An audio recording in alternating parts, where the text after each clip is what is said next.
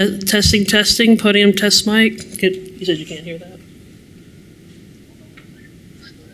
Okay. Podium test mic, testing 1, 2, 3. Podium mic, test 1, 2, 3. You can hear that? I can hear it. Manager mic, test 1, 2, 3. Manager mic, test 1, 2, 3.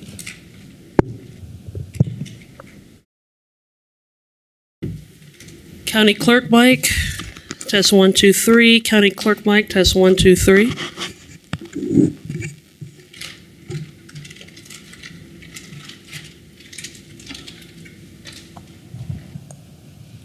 Attorney mic, test 1, 2, 3. Attorney mic, testing 1, 2, 3.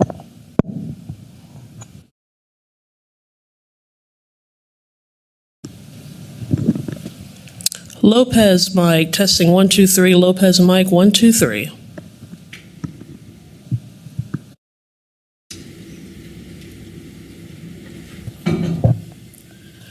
Dennis mic, test 1, 2, 3. Dennis mic, test 1, 2, 3.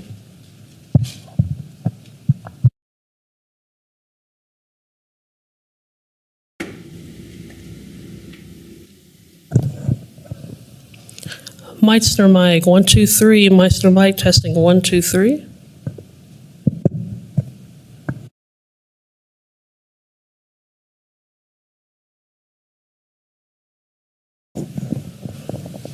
How mic, testing 1, 2, 3. How mic, test 1, 2, 3.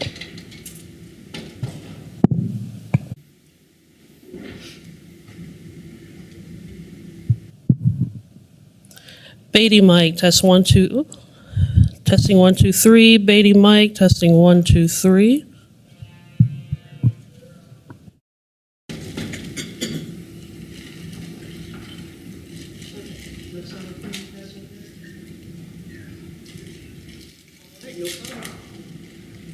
Okay.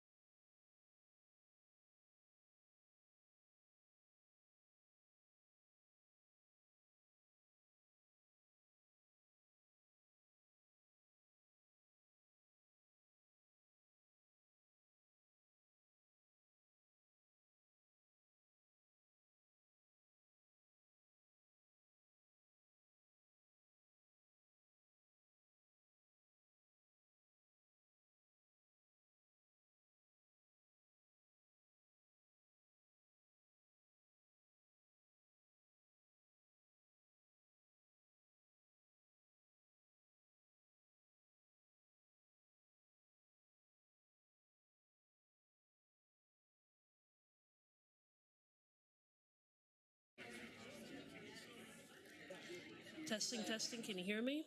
We're going to be starting in less than 2 minutes. See what else we have?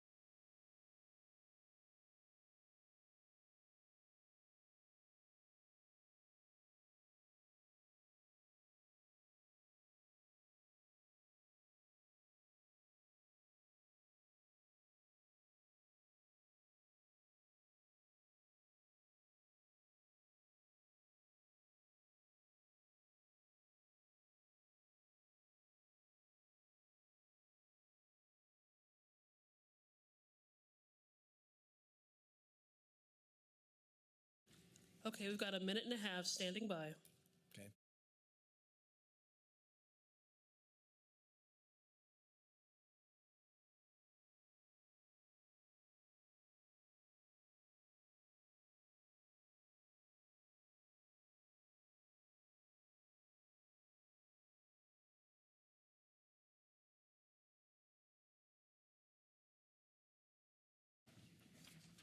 All right, you've got 1 minute.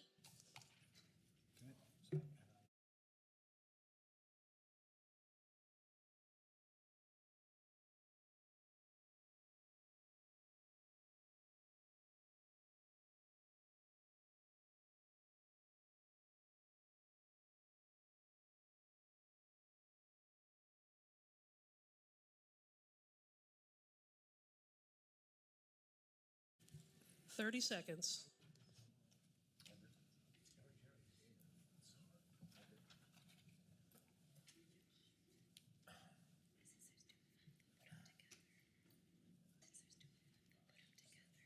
Fifteen seconds.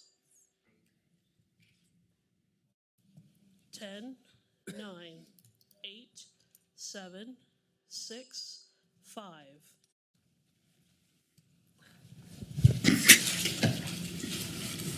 Okay, good morning, everybody. Thank you for these people, those of you that have joined us in the audience and those watching on KPTS and the YouTube and Facebook channels.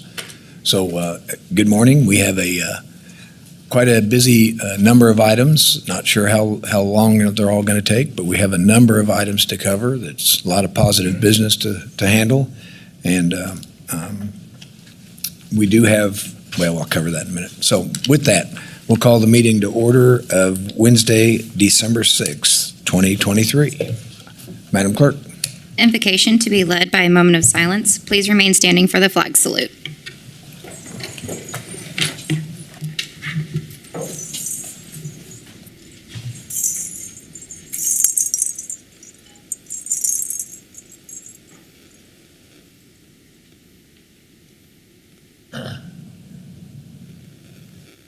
Thank you. I pledge allegiance to the flag of the United States of America and to the republic for which it stands, one nation, under God, indivisible, with liberty and justice for all.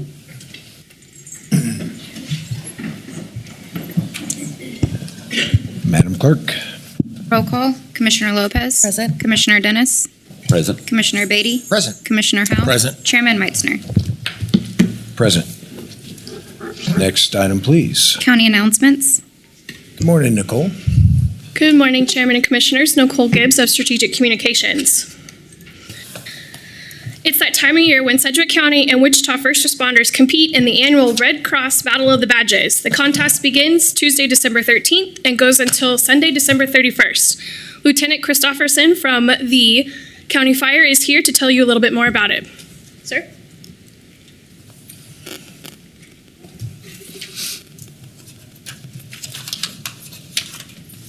Good morning, Lieutenant. Welcome to the meeting. Morning, Commissioners. How are you this morning? Good.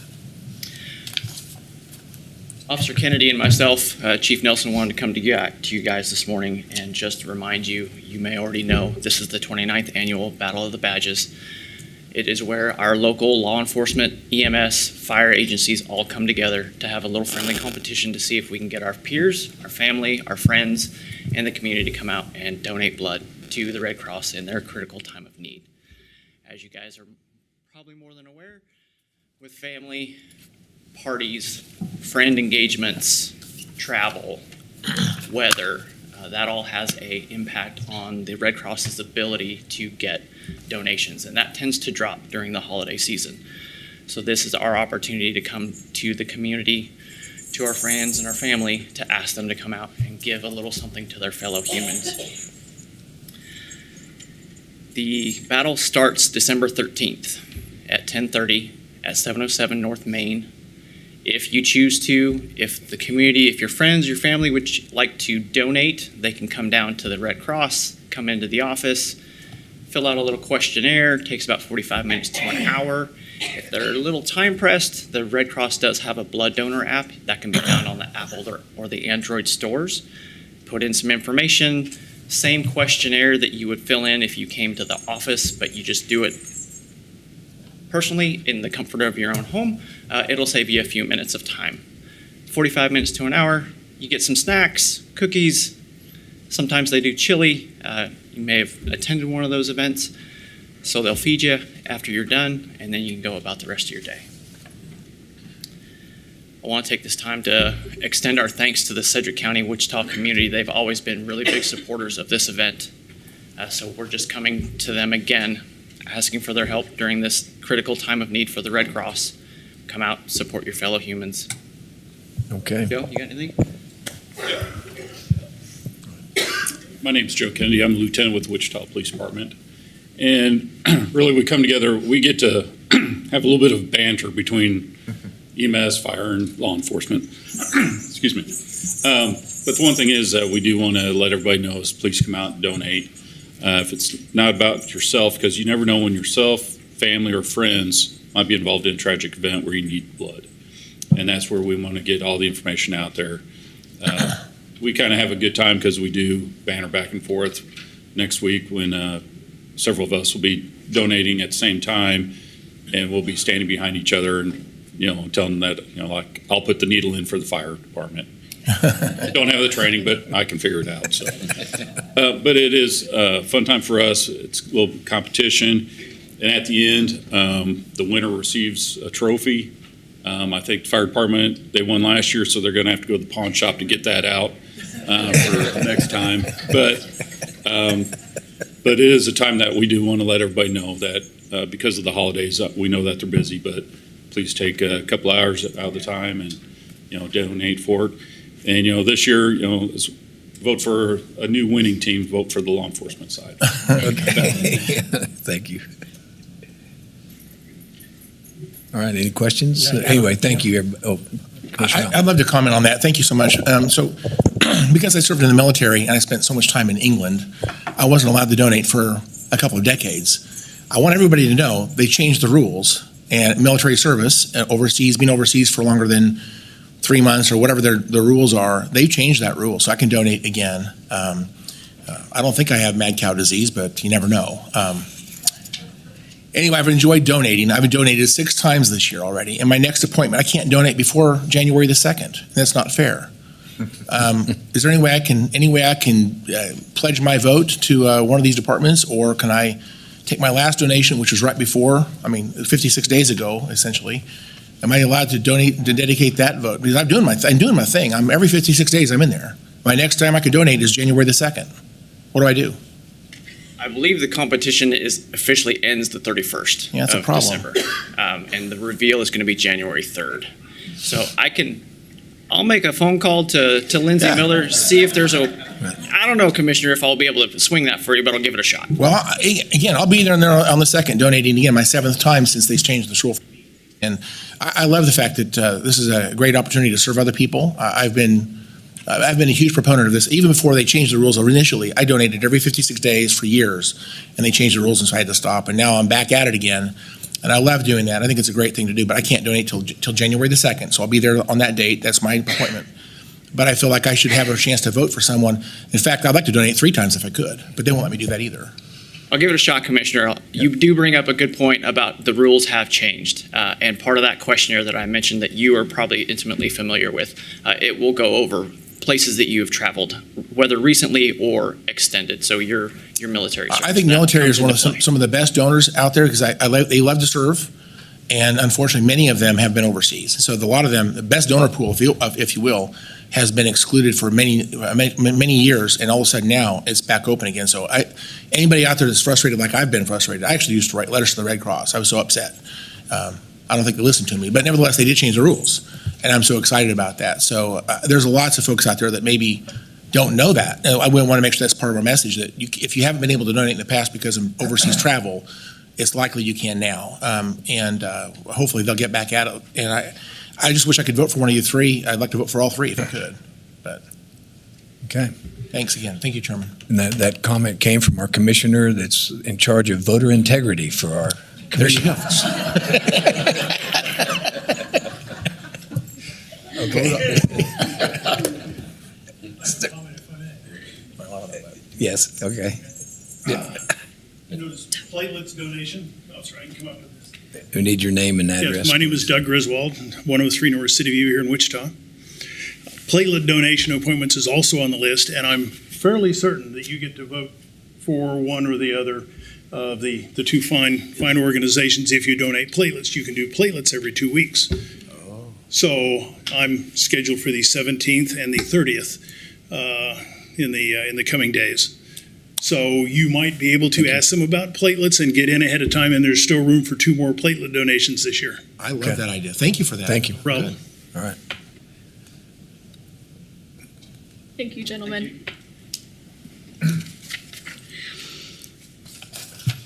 The state of Kansas and Sedgwick County are hosting a town hall meeting on Tuesday, December 12th from 5 to 7 p.m. at the Wichita State University Hughes Metropolitan Complex. The potentials for the psychiatric hospital will be discussed, and we want the community to share their thoughts. To learn more, you can scan the QR code on the screen or visit sedgwickcounty.org.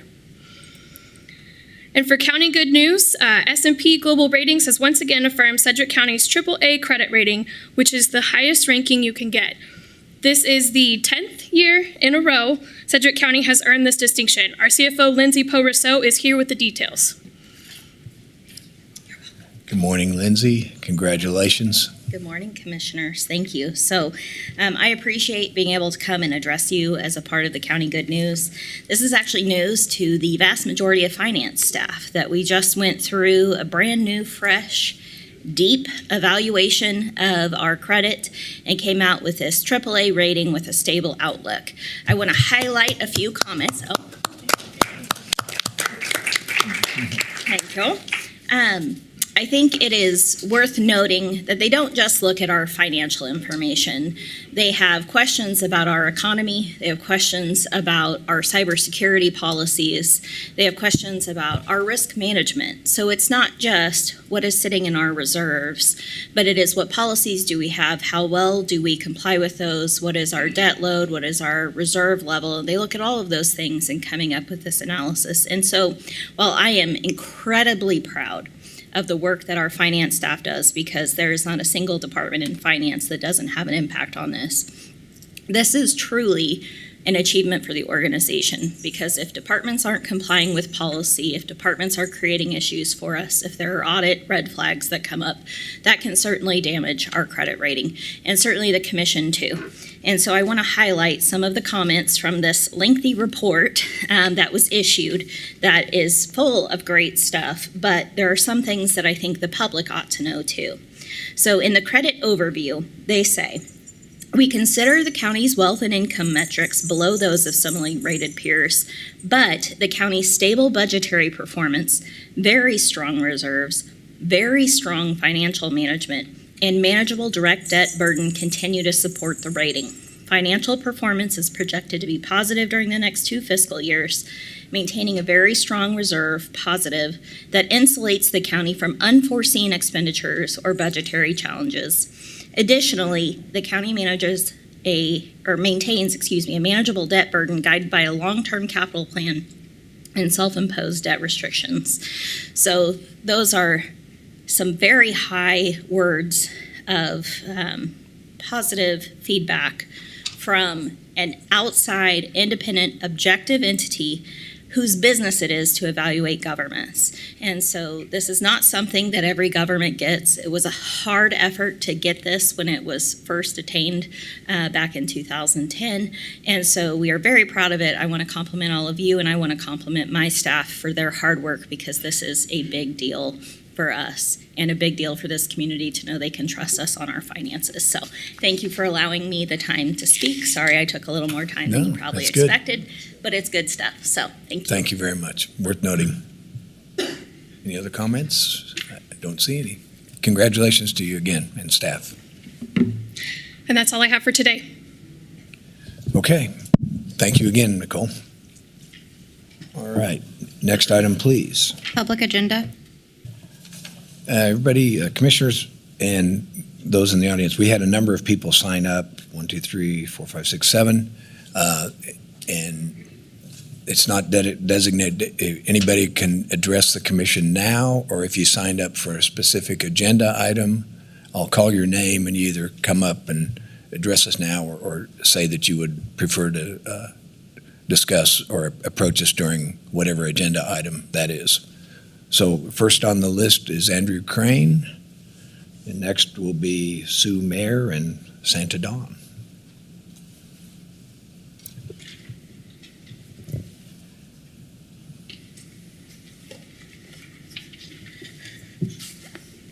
Good morning. Andrew Crane, Guiding Paws ICT, supporting the blind community and blind individuals with guide dogs. I am here to address you guys on the housing for the disabled community and the blind community, and also the new bills that the blind community is going to be working on this next quarter for the State House. And those are going to be coming down the pike real quickly. And that. So wanted to let you guys know, and you guys are more than welcome to come over to the Guiding Paws open house to January 26, 2024, from 4 to 6 at the new Guiding Paws' office. Thank you. Okay, thank you, Andrew. Any questions for Andrew? I don't see any. Thanks again. Thank you. Okay, next up, Sue Mayer and Santa Dawn.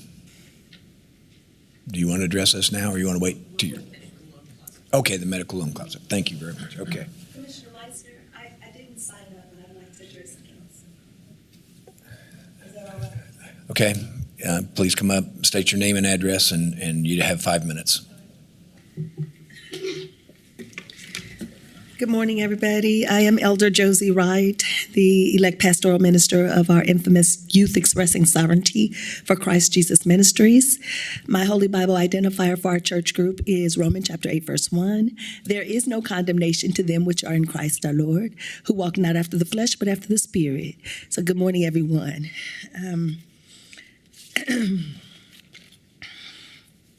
So I'm happy to be here, and I'm happy to be before you. I know I've been away, and some terrible things have been going on. I've seen the news like any other regular citizen. So my prayers, our church group, are with us, Wichita-Sedgwick County, that we get everything underway with 911 dispatch and everything. So we're with us.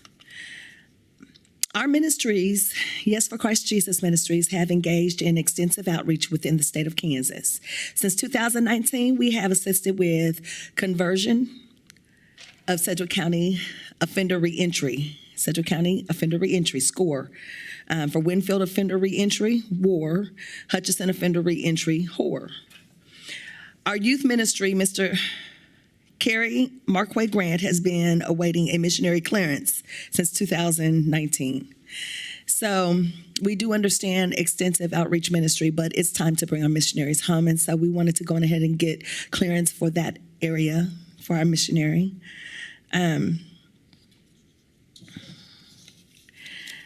As well, we understand that District 1, Commissioner Meitzner, and Airport Authority are overrule of the airport name change.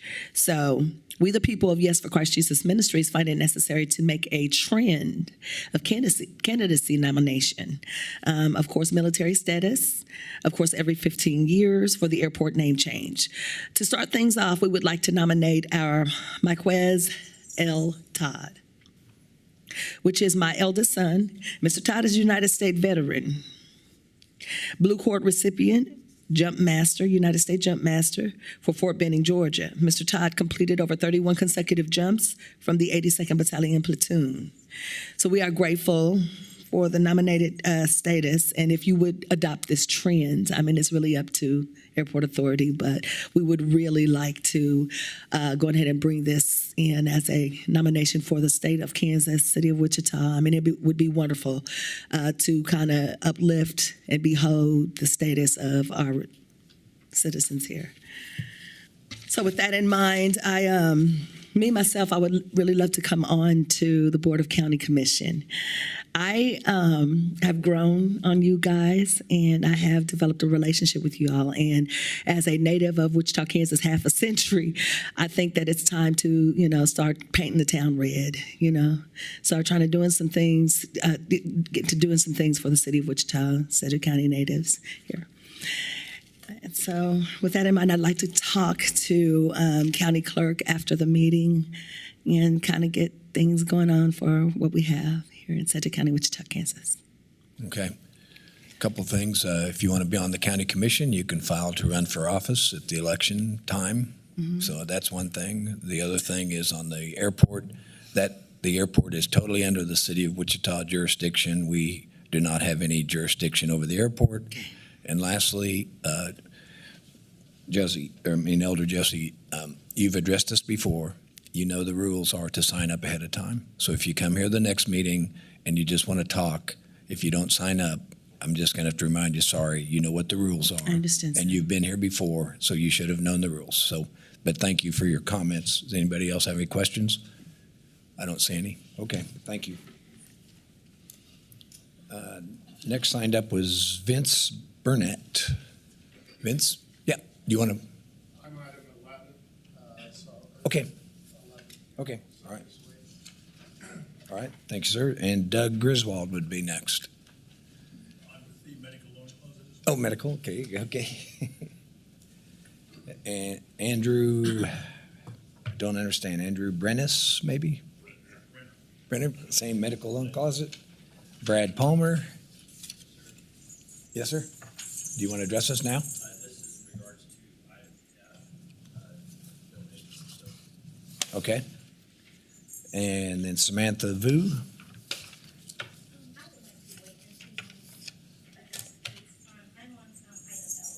Item L, okay. Okay, thank you. All right, that's all of our people that have signed up. So make a motion to receive and file. Second. Motion and a second. Comments? Madam Clerk, please call the roll. Commissioner Lopez. Aye. Commissioner Dennis. Aye. Commissioner Beatty. Aye. Commissioner Howell. Aye. Chairman Meitzner. Aye. Next item, please. Consideration of minutes, item A, regular meeting minutes of October 25th, 2023. Okay, Commissioners, if it's all right with you, I'd like to combine A and B. I assume you've had a chance to review the minutes of October 25th and November 1st of the regular meeting. Any additions or corrections? I don't see any. I'll make a motion that we approve both items A and B. Second.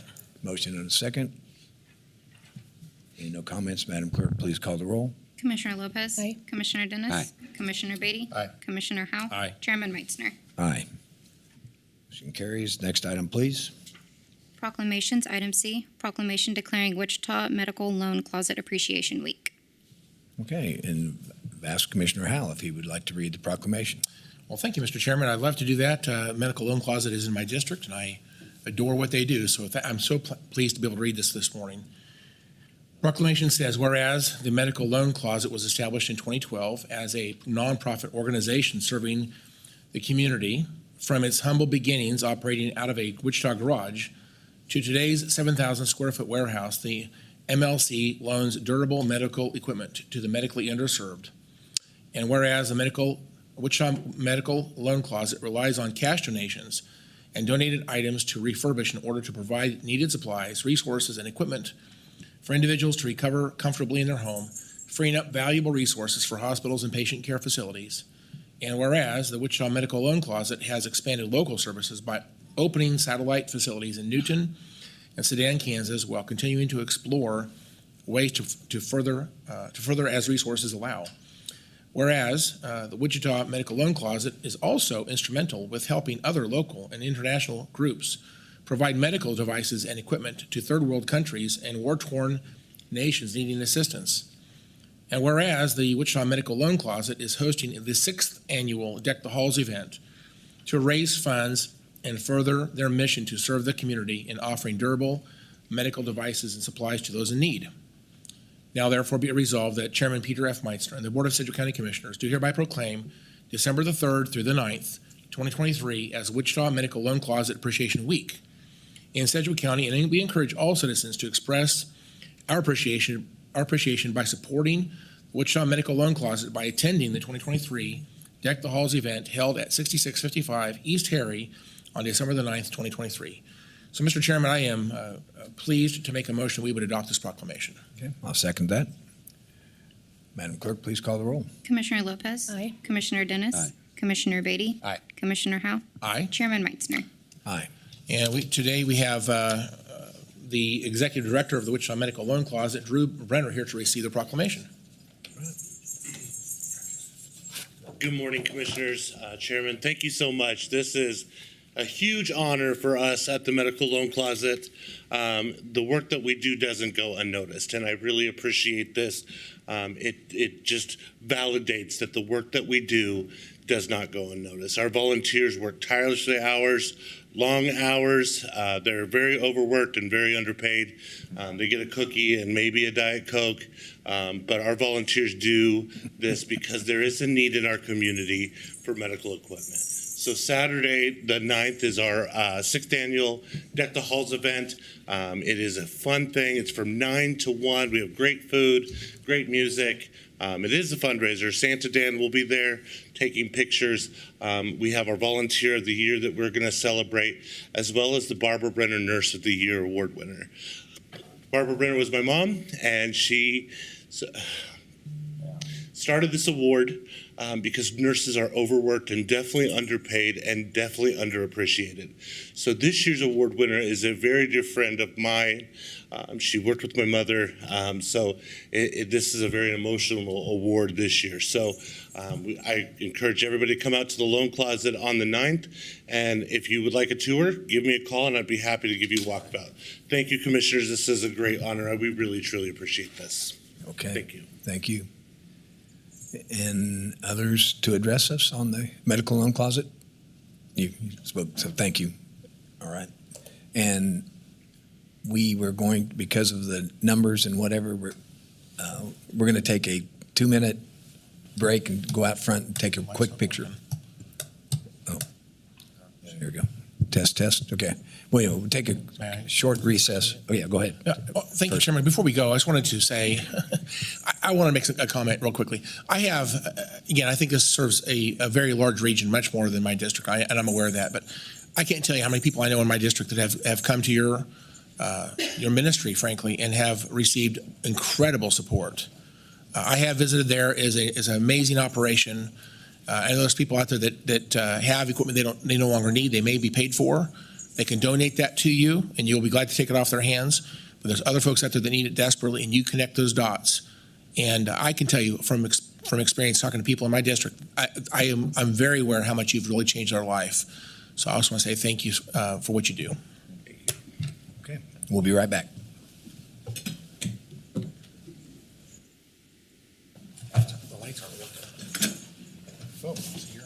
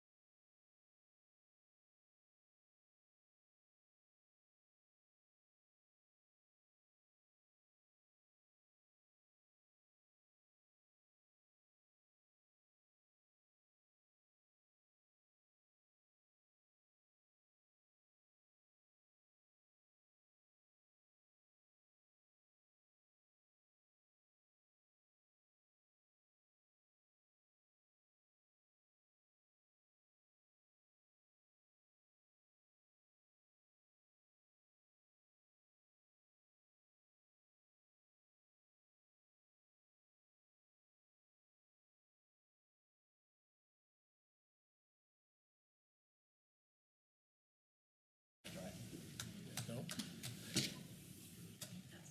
That is very important. No? Are these working? Anyway. Okay. All right. We are back.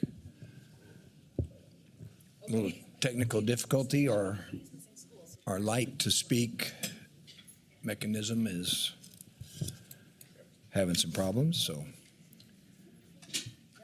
Okay, Madam Clerk, while they're looking at that, next item, please. Appointments, item D, accept the removal of Dr. Jody FIORINI from the Sedgwick County Intellectual and Developmental Disabilities Advisory Board. Mr. Wagner.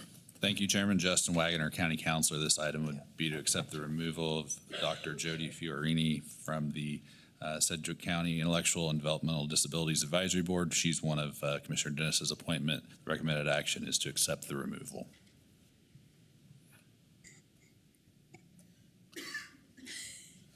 Oh, sorry about that. Miss Commissioner Dennis. Thank you, Mr. Chairman. Appreciate it. First of all, I want to thank Dr. FIORINI for serving on the Intellectual Disability Board. I appreciate her service to our community, and I move that we accept the removal. Second. Okay, motion and a second. Madam Clerk, please call the roll. Commissioner Lopez. Aye. Commissioner Dennis. Aye. Commissioner Beatty. Aye. Commissioner Howell. Aye. Chairman Meitzner. Aye. Next item, please. Item E, resolution appointing Dr. Renee Patrick to the Sedgwick County Intellectual and Developmental Disabilities Advisory Board. Justin? Thank you, Chairman. If it's okay with the Chairman, I think we could take items E and F together as they deal with the same advisory board. Item E is a resolution appointing Dr. Renee Patrick to the Intellectual and Developmental Disabilities Advisory Board as recommended by Commissioner Dennis.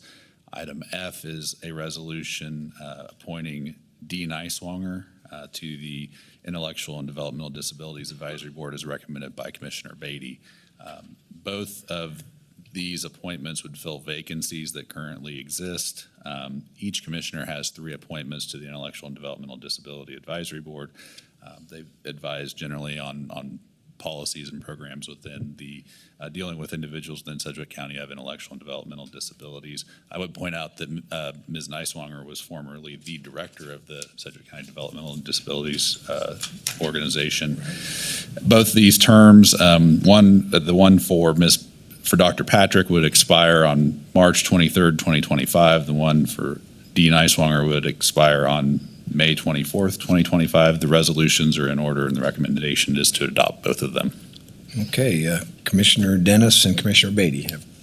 Commissioner Dennis first. Thank you, Mr. Chairman. I appreciate it. IDD, Intellectual and Developmental Disabilities Board, is one that's near and dear to my heart. You'll notice on our legislative agenda each year, I keep adding things to our legislative agenda to try and help reduce the waiting list to get people that are served, and that board helps us in many ways to make sure that we are serving the community that needs help. The appointment today, actually both appointments are very good. I've talked to Dr. Patrick, and Dr. Patrick is ready to serve on this board, and I know Dee Niswonger very well because she used to serve as the head of this organization. So at the appropriate time, I see if Commissioner Beatty has anything to say, but I'm ready to vote for both of those. Thank you. And Commissioner Beatty. Yes, please. Thank you, Chairman. And Dee Niswonger is a familiar face around here. It's been mentioned. She was the director of Sedgwick County's Developmental Disability Organization. She and I work together in a different capacity in many regards, as she's actually the current regional director for DCF. She and I share a very sincere passion about reforming the foster care system here in Kansas and in our community.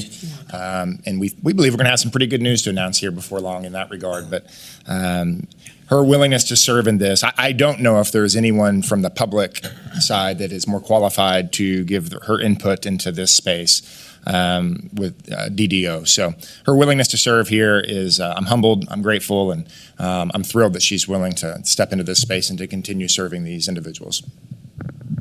Okay. Before a motion in a second, Mr. Palmer, you're in the audience. Did you want to address us on on this item F? But it's not F, I apologize. It is item J. J. Okay, thank you. All right, thank you. Move to approve items E and F. Second. Okay. It's a motion and a second. Madam Clerk, please call the roll. Commissioner Lopez. Aye. Commissioner Dennis. Aye. Commissioner Beatty. Aye. Commissioner Howell. Aye. Chairman Meitzner. Aye. Motion carries. Next item, please. Nope. Oh, I'm sorry. Swearing in. Are they both here? Just Oh, good.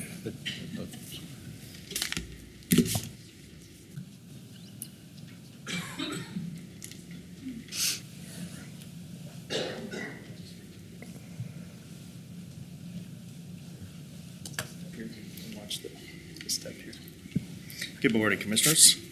Okay, please raise your right hand. I do solemnly swear I will support the Constitution of the United States, the Constitution of the State of Kansas, and faithfully discharge the duties of the office of Sedgwick County Intellectual and Developmental Disabilities Advisory Board. So help me God.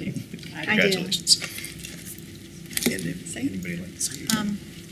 Thank you. I'm very excited to be on this board. I'm glad to be back in Kansas. I was here several years ago, and I served at the Parsons State Hospital on their outreach team for 7 years. So I'm very excited to be here and to be able to be involved in the Developmental Disabilities Board at this time. Thank you. Okay. Good morning, Chairman, Commissioners. Dean Eismonger, I'm certainly very grateful to Commissioner Beatty for recommending me for the board. I found a passion for this field and enjoyed serving for 10 years just shy of 10 years. I don't want to claim the whole 10 years, but just shy of 10 years as the CDDO director. Spent 18 years, almost 18 years in county government service, and I'm just pleased to be able to continue to serve this community in this way. Thank you. And Commissioner Dennis had a Thank comment. you. Before you go, I want to specifically thank each one of you. I had not had an opportunity to meet in person Dr. Patrick before today, so thank you very much for being here. I appreciate that. But I did want to pass on one other thing. There's two organizations that really support that, and that's Ability Point and Starkey. In January, there's going to be a big car show in Century 2, and 100% of the proceeds for that go to Starkey and Ability Point. So it's called Cars for Charity. Every year I have at least one car in there. I'll have 2 cars in there this year. And please come out and support those because the funding goes to 2 great organizations. But it just shows how well that the community does support those people that have intellectual and developmental disabilities. And thank you very much for serving on that committee. I sincerely appreciate it, and we do listen to you. We do know that there's an issue. We are lobbying the state to help us because believe it or not, and I hope the public understands this, there's between a 9 and 13-year wait to get somebody off of the list just to get services for our community.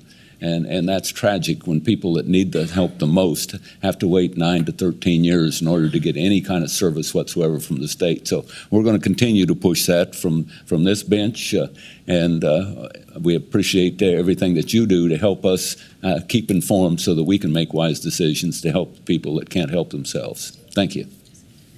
Okay. Thank you. Any other comments? Okay. Madam Clerk, next item, please. Item G, resolution appointing Susan Lentz to the Sedgwick County Animal Care Advisory Board. Okay. Mr. Widener. Thank you, Chairman. This resolution would appoint Susan Lentz to the Sedgwick County Animal Care Advisory Board as recommended for appointment by Commissioner Beatty. Each commissioner has 2 appointments on this board. They advise on policies and procedures for the Sedgwick County animal control functions. This would fill a vacancy in the board and would be a term through December 5th, 2027. The resolution's in order, and the recommended action is to adopt the resolution. Okay, Mr. Beatty. Yeah, if I could, Chairman, I want to thank publicly Susan for your willingness to serve in this space. You and I have talked on multiple occasions, and you keep saying, how can I serve, how can I serve, how can I serve? And it's so admirable for people to understand that there are opportunities to serve. In these advisory boards, we have over 30 advisory boards here at Sedgwick County Government, and your input and your work in these groups is incredibly valuable. This specific board with animal care is a relatively popular board because this is an issue that a lot of people care about. So your input, your compassion, what it is you're going to do on this board, I'm encouraged to get your feedback and your insights. So thank you publicly for your willingness to serve. Okay. So, Chairman, with that, I'd like to make a motion to appoint Susan Lentz to the Sedgwick County Animal Care Advisory Board. Okay. And I will second that proudly. I know Susan, and she'll be a valuable asset. So, Madam Clerk, please call the roll. Commissioner. We haven't. Yeah, we have to vote. Oh. Okay. Madam Clerk, please call the roll. Commissioner Lopez. Aye. Commissioner Dennis. Aye. Commissioner Beatty. Aye. Commissioner Howe. Aye. Chairman Meitzner. Aye. Motion carries. And to be sworn in, Mr. Kelly Arnold. Please raise your right hand.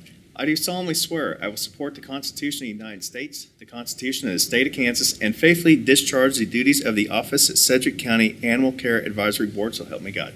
I do. Congratulations. Thank you. Okay.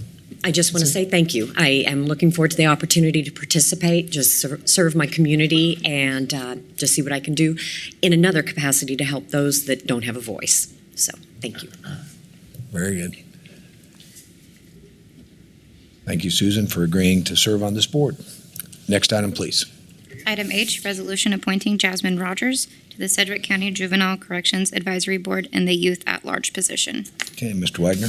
Yes, thank you, Chairman. This item would appoint Jasmine Rogers to this Sedgwick County Juvenile Corrections Advisory Board in the Youth at-Large position. It's been recommended by Steve Stonehouse, the Sedgwick County Corrections Director.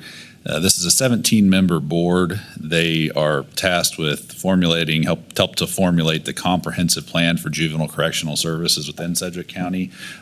As noted, this is a position specifically for youth. Then the term on this appointment would be through until December 5th, 2026. The resolution is in order, and the recommended action is to adopt the resolution. Okay. Appreciate the appointment and the recommendation. If there's no questions, I will make a motion that we approve Jasmine Rogers to this board. Second. Motion and a second. Madam Clerk, please call the roll. Commissioner Lopez. Aye. Commissioner Dennis. Aye. Commissioner Beatty. Aye. Commissioner Howell. Aye. Chairman Meitzner. Aye. Okay. Raise your right hand. I do solemnly swear I will support the Constitution of the United States, the Constitution of the State of Kansas, and faithfully discharge the duties of the office of Sedgwick County Juvenile Corrections Advisory Board, so help me God. I do. Congratulations. I just want to thank you all for the opportunity to serve our community in this way, and most importantly, young people in our county's youth legal system. I also want to just take this moment to extend my deepest gratitude to Commissioner Lopez for being present at every Sedgwick Lofton Task Force meeting that we had. The work that we had to do was emotionally taxing, and I welcome all of you to a coffee to talk about the ongoing work of the task force and how it intersects with my new position on JCAP and the work that you all do. Thank you. Okay, Commissioner Lopez. Thank you so much for being here. I'm really excited. We've had some great people that we're adding to boards today. And Jasmine, I want to thank you for your service, not only for the work that you're going to do, but you already mentioned it. You were a part of the CJ Lofton Task Force, and that's, just an extremely hard thing to be a part of. But your work has helped us make some really significant changes to our system, and I'm really happy to see that you're going to continue to engage in this way. So thank you for your time and your service, and I just want you to know how much we appreciate you. Thank you. Okay. I don't see other comments, so thanks again. Next item, please. No business. Item I, public hearing and consideration of a resolution regarding proposed special assessments for internal improvement projects in the county. Okay. Daniel? Hello. My name is Daniel Schran. I'm Deputy Director of Sedgwick County Public Works. I'm here today to introduce an item regarding the special assessments within Sharice Woods Addition second phase. We set this public hearing back on November 8th, and I'm here with Garth Herman to answer any questions. Okay. Hey, Garth, good morning. Welcome to the meeting. Good morning, Chairman. Good morning, Commissioners. Garth Herman with Gilmore & Bell, the county's bond counsel. I appreciate you having me this morning. As Daniel mentioned, this item on the agenda relates to the public hearing and the resolution to levy the special assessments related to the Sharice Woods Phase 2 street projects. As he mentioned, back in November, you accepted the statement of final costs and set the date for the public hearing on those assessments. The date of the public hearing was set as today. Notice of that public hearing was mailed and published in accordance with the requirements of law. And so the actions before you today are to open the public hearing, accept any public comments on the project or the special assessments, close the public hearing at the end of that, and then consider the adoption of the resolution, which will officially levy those special assessments. Now, before those special assessments go on the tax rolls, there will be a period for those to be prepaid in full or in part. And the property owners of those 7 lots that will be assessed will have until January 15th of 2024 in order to prepay those special assessments. To the extent any of those specials are not prepaid, then they'll be extended on the tax rolls and repaid over a 15-year period. And with that being said, I'll pause for any questions that you may have. Okay. Are there any questions? I think we've been briefed on this, and it's Commissioner. Just a couple. Thank you, Chairman. Just a couple of questions. So I'm not sure this is for you specifically, but I am some questions regarding the item in general. But these 7 lots, are these homes currently built or constructed, or is this future development? I'm going to defer to Daniel on that one. I'm not sure if they're currently built. I know that there's at least one out there the last time I checked a few months ago, so it's currently under development. Are there different owners for each of the 7 lots? Are they most of those owned by? I am not sure. The petition was signed by the developer when he owned all the lots. So right now you have unanimous support from all 7 lot owners currently, or is there any opposition? I have not heard of any opposition from any lots that have been sold. Okay. All right. So again, I understand that this gets peanut buttered for the 7 lots, so the $214,276 is evenly divided by the 7 lots. So each lot would be responsible for $30,610 and change, and they could pay that ahead of time, or they could pay that over 15 years. That's what you're considering today. And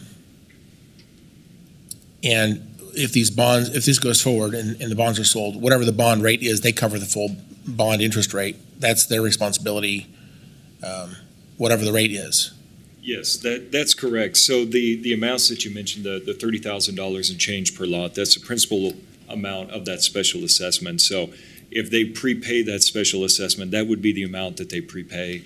Once they are spread over that 15 years and the bonds are issued, then the actual amount of the special assessment to be prepaid on an annual basis will be the portion of that $30,000 plus the associated interest from the county's bond issue that's actually issued to, long-term finance those costs. So one other question is that this is described by I guess a plat title, which is Sharice Woods Edition Phase 2. But where is this exactly? Is there like a intersection or street address I can understand? It's at MacArthur and 119th Street near K42 in that triangle there. So this is District 3. So we don't normally, again, am I missing it? Or is that described somewhere in the material, or is that just something you go by the plat title? I'm curious why that's not described in the resolution. So for the purposes of the resolution, in order to meet state law requirements, it requires a legal description, not necessarily the physical or the mailing address for the actual lots themselves.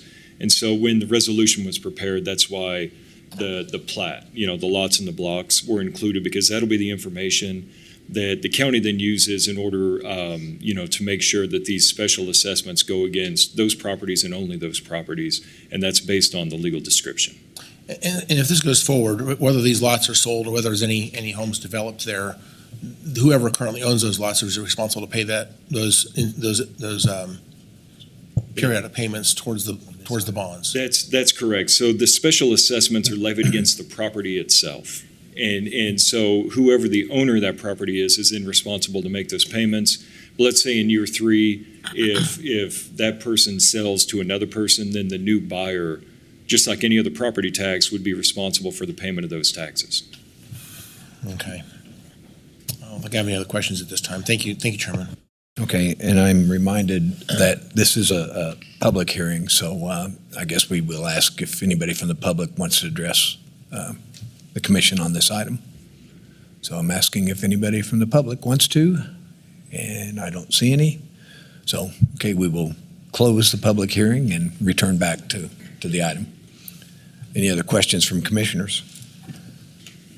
I don't see any. I'm looking around because our lights are not working, so we have to do the hand raise and whatever. Okay, one more question from Commissioner Howell. I apologize. I'll be in favor of this, but I just have a question regarding, it does mention on the page here that it's paved suburban standard. Is that a paved suburban standard street? So I'm wondering, what is that? Is that a description of a particular type of quality of street, the width and thickness and Yes, so paving format? Go ahead. our subdivision regulations have specifications in them and what those streets would look like. So in this case, that would be a 25-foot wide paved road with shoulders. That's 36 foot from edge to edge. The asphalt is 6 inches thick with a 6-inch rock base under it. Curb and gut, or not curb and gutter, open ditch. So 6-inch rock base, 6 inches of hot mix asphalt laid on top. It sounds like this is built to essentially like a city street would be built. Correct, yes. But this is out in the county. Correct. I'm fine with that, but I guess my bigger question would be, are we aware of that standard being something we would support as a commission? I'm a little concerned about what I consider to be a fairly high cost piece of infrastructure. It's maybe higher than it needs to be for where it is. And again, it sounds like it's designed to last forever, which is great. It's also very, very expensive. And I think we've changed our standards to city standards, even though this is out in the middle of a very suburban area, perhaps, or a rural area, I assume. But to have a 36-foot wide pathway with essentially 12 inches of rock and asphalt seems like a pretty high standard. The 36-foot wide includes the shoulders, so the shoulders are not paved. So the paved width is 25 foot. Okay. And then that's in the subdivision regulations, which I can't recall when that was passed, but that was passed by the BOCC and approved by them in the early 2000s sometime. Okay. And so we've been doing this type of construction for a very long time. Yes, for paved neighborhood streets. There's also the option to use gravel. Well, I'll just say, again, I think it is nice to have a paved road in front of your home. That's something I'm sure we would support people's choice to do that. I just want to make sure that they have an option. If they want to pay for something that's a little bit less quality, they ought to have that option as well. I don't know that it seems like our option is we don't pave it at all, or we pave it to the standard, and there's nothing in between that. And since they're paying for it, I guess I'm just wondering why we don't give them the option of something maybe a little bit less expensive. This is a real barrier for lots of developments to be able to get to a paved road. Yeah, and I think that comes down to future maintenance. So this is a road that will not be maintained by Sedgwick County. This is a township road, and so we're making sure that they get good quality infrastructure when it's turned over to them. Again, I'll just say this: if they're responsible to maintain this, I guess I don't have much of an opinion that we have to force, if you will, our standards to these sovereign. Again, another jurisdiction, taxing jurisdiction, and private property owners that are paying for this. To essentially force a city standard on that situation, to me, is a little bit rigid. I would like to see some flexibility. That's just my personal opinion, but thank you, Chairman. Okay. With that, I'll make a motion that we've closed the public hearing and approve the resolution regarding the special assessment for internal improvement project. Is there a second? Second. Motion and a second. Madam Clerk, please call the roll. Commissioner Lopez. Aye. Commissioner Dennis. Aye. Commissioner Beatty. Aye. Commissioner Howell. Aye. Chairman Meitzner. Aye. Thanks again, Garth, for your work. All very much. Next item, please. Item J, acceptance of a donation from the Pathway Church for the Department of Corrections. Okay. Hi, Steve. Good morning. Good morning, Commissioners and Chairman. I'm Steve Stonehouse with the Corrections Department. Pathways Church began volunteer programming at the Adult Residential and Work Release Facility in 2022. They provide Bible study, worship services, and mentorship to the men and women residing at the facility. Volunteers from Pathway Church not only support our residents, they offer frequent support to our corrections employees. We are here this morning to accept a donation of water bottles valued at $350 for the Adult Residential and Work Release employees. In recognition of this donation, I recommend the Board of County Commissioners accept the donation and authorize the Chair to sign a letter of appreciation. I'd be happy to answer any questions, and there is a representative from the church with us this morning. Okay. Ms. Palmer, what? Do we want to make a motion first? No, we'll just wait and see. Okay. Thank you for your time. I appreciate the platform. I do want to just give a little bit of a story in my regard. 35 years ago, I was actually part of the system. I was rebelling, and anyhow, that I made a life conversion. I was a jailhouse conversion. I dedicated my life to Jesus Christ. I found him while I was there. It was a powerful experience. It changed my life. I was done rebelling. My path wasn't perfect from that point, but it changed things for me. I enrolled in college. The judge actually told me, he said, "I never want to see you again. I'm going to throw the book at you." And I took that to heart. I worked labor-intensive jobs. I roofed hot tar roofing. That motivated me even more to get an education, I can tell you that. And after many years, I had my record expunged. Very good. So eventually I got a job at Koch Industries in the field of engineering, and I'm now retired after 25 years. And so that's motivated me to give back and inspire others, that they can make a change in their lives. So, and point them to our Savior, because that's a key element. Many factors are there, but you got to be motivated to change within. So through Pathway, conversations with Todd Carter, I got involved with the work release facility. And as Steve mentioned, we've been working with the clients. We started an on-site church, and we actually consider it a campus of our church.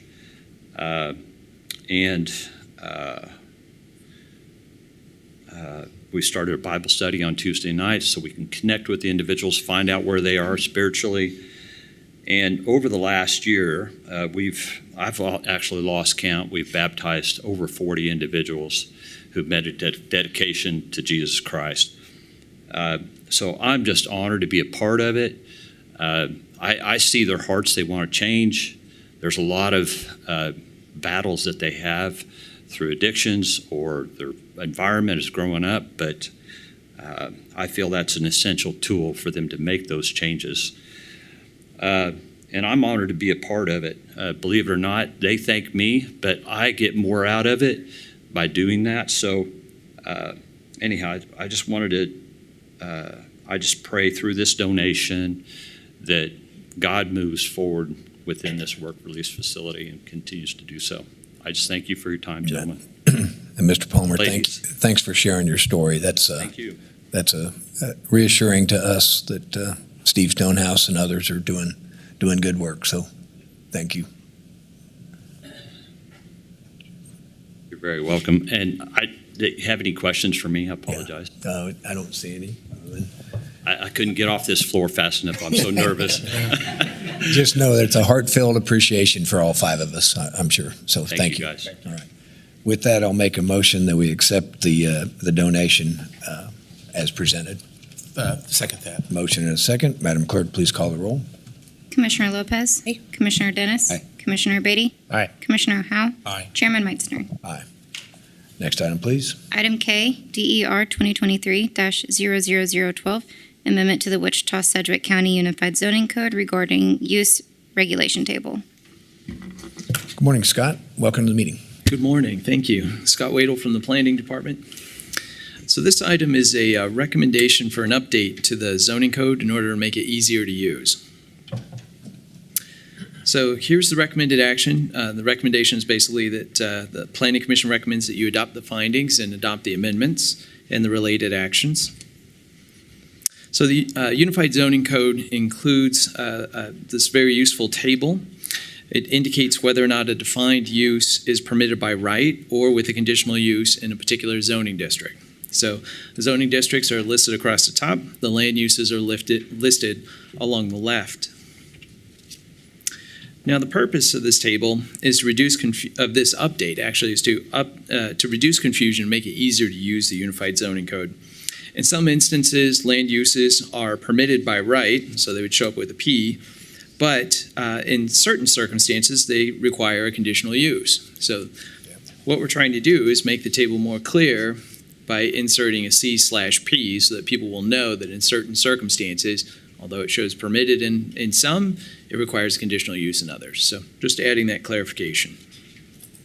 Here's an example of correctional facility and correctional placement.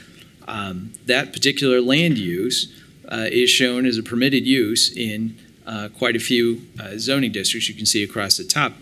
But in certain circumstances, if it's located within 750 feet of a residential zoning district, it requires a conditional use. So we're just trying to make that more clear, and this is an example. Here's another example with taverns and drinking establishments. So this is just to give folks the idea that there are multiple instances where this occurs, and this should help clarify things.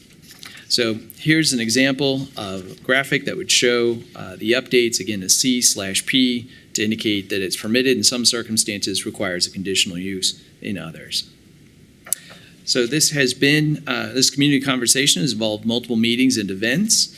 On October 26th, the Planning Commission recommended adoption of these changes. And again, the recommended action is to adopt the findings of the Planning Commission, approve the amendments, authorize the necessary signatures, and authorize publication of the resolution.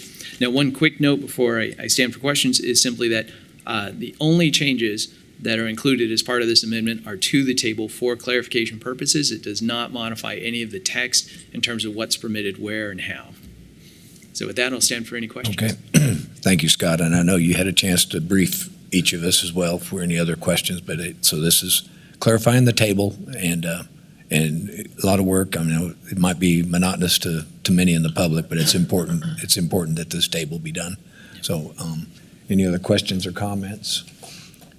I don't see any, so I'll make a motion to approve the regulation table as presented.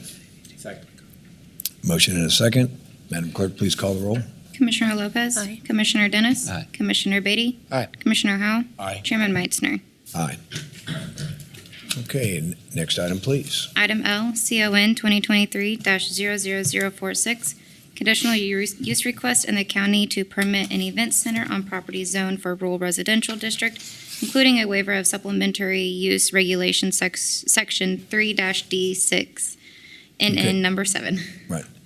And Scott, I think this is the item we have two people signed up to address us as well. So how that works is Scott will present the item. There might be questions from the commission, and then we'll open for the comments of the two people that signed up. And then when that's done, we will close that session. The commissioners may want to ask a question of the commenter, and we'll close that and we'll bring it back, and then we'll have a further discussion and then a vote. So just wanted to clarify that. So Scott, welcome again. Yes, thank you, sir. So in this case, the applicant is requesting a conditional use in order to allow for an event center to operate on the subject site, which you can see outlined in red here. In addition, they are requesting a waiver of the supplementary use regulations requiring a 100-foot setback for the building from the adjoining residential zoning. And I'll talk more about that in detail in just a moment. This item is being heard today because there have been protest petitions submitted against the application. So in terms of the request, the applicant has indicated that they are requesting a conditional use, as you heard, for an event center. They've indicated that it is their intention that the events would generally occur indoors, that they would permit ceremonies outside during limited hours, and that no amplified music would be allowed to play outside of the event space. And again, these are not conditions of the case, this is simply what the applicant is indicating their intentions are. The applicant is also requesting a waiver for the supplementary use regulation, which requires a 100-foot setback from buildings to the nearby residential zoning. And this is requested because the existing barn, which is, there's actually multiple buildings, but that larger structure in the southwest corner of the property is generally located approximately 50 feet away from the west property line. And the property immediately to the west and adjoining the subject site is zoned rural residential. So therefore, it's not in compliance with that 100-foot setback. In terms of the property, the site is generally located east and north of 127th Street East and 39th Street South. The subject site is just over 7 acres in size. And please note, it is one of a group of 6 parcels totaling over 40 acres that the applicant owns. And you'll see another graphic in the PowerPoint that shows that. The property subject site is zoned rural residential. It's currently developed with a 6,350 square foot outbuilding and a structure formerly used for horse stables. The subject site is accessed by a driveway off of 127th Street. You can see it on the photo on the aerial here. It also has access to Triple Crown Street, an unimproved right-of-way immediately to the east. In terms of context, directly south of the subject site is property owned by the applicants, zoned rural residential and developed with a house. Further south are 6 properties zoned rural residential district and developed with single-family houses. To the west, the subject site abuts property zoned rural residential district that is undeveloped.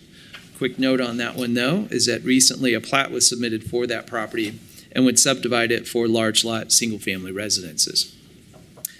Abutting the subject site to the north is property owned by the applicants, zoned rural residential and undeveloped. The applicants own the parcels to the east as well, which are zoned rural residential district and are undeveloped. In terms of the staff report provides information about the need for the conditional use, the existing landscaping and berm directly south of the private drive to access the applicant's property, and parking. In terms of review, on October 12th, the Planning Commission held a public hearing for this item and recommended approval of the request subject to conditions which are listed in the staff report, and approval of the supplementary use regulation waiver for the 100-foot setback. The vote was unanimous. It was 11-0. Several members of the public spoke against the proposal. Many of the comments were concerned with noise, dust, and traffic in the area. The Planning Commission's recommendation included the following conditions: requirement for a site plan, that all permits and approvals shall be obtained, that they must comply with the supplemental use regulations, which are included as part of the staff report, that the size of the events shall be limited to the occupancy of the assembly space, that all events would end by 6 p.m. Sunday through Thursday and midnight Friday and Saturday, that amplified music would be restricted to the indoor event facility and will not be permitted outdoors, that guests would not be permitted to loiter on the property following events and must vacate the property within 30 minutes after the event ends, and host must vacate the property within an hour after the event ends. That the service of alcohol requires licenses is another condition. The CAB for this district did not consider the application, and 1 protest was received for this case. The single protest constituted just over 21% of the protest area. Therefore, a supermajority vote is required for any zone change approval, and that is 4 out of 5 votes. So the recommended action is that the Commission adopt the findings of the Planning Commission, approve the conditional use request and the requested waiver, authorize the chairman to sign the resolution, authorize the resolution to be published. This would require a supermajority to override the protest, so 4 out of 5 votes. Alternatives include the following. You can override the Planning Commission recommendation, make alternative findings, and deny the zone change. That would require 4 out of 5 in order to override the MAPC. Or, as always, you can return the case to the Planning Commission for further consideration with a statement specifying the basis of why it's being returned. This requires just a simple majority of 3 of 5 votes. Now, one brief note, staff would like to recommend that if the waiver for the supplementary use regulation required 100-foot setback is approved, staff would recommend that it be limited only to the existing structures currently present on the subject site. And this is because that would continue then to prevent them from building another structure closer than the 100 feet to that west boundary. So with that, I will stand for any questions. Oh, I'll take you through the graphics first, then I'll stand for questions. So here's the subject site outlined in red. You can see the parcels that the owner owns, the 6 properties, and the private drive that accesses the site. Here's the zoning for the area. You can see all of the properties immediately adjacent to the subject site are zoned rural residential, as well as properties to the south and west. Here is the map from the comprehensive plan showing agricultural as the recommended use. Here's a graphic that was submitted with the application, which illustrates the land and properties that the applicant owns. Here's the protest map. The green boundary shows the protest area as well as the notification area for this case. And you can see the property owners that protested accounting for just over 20% of the protest area. Here are photos from the site and the surrounding properties.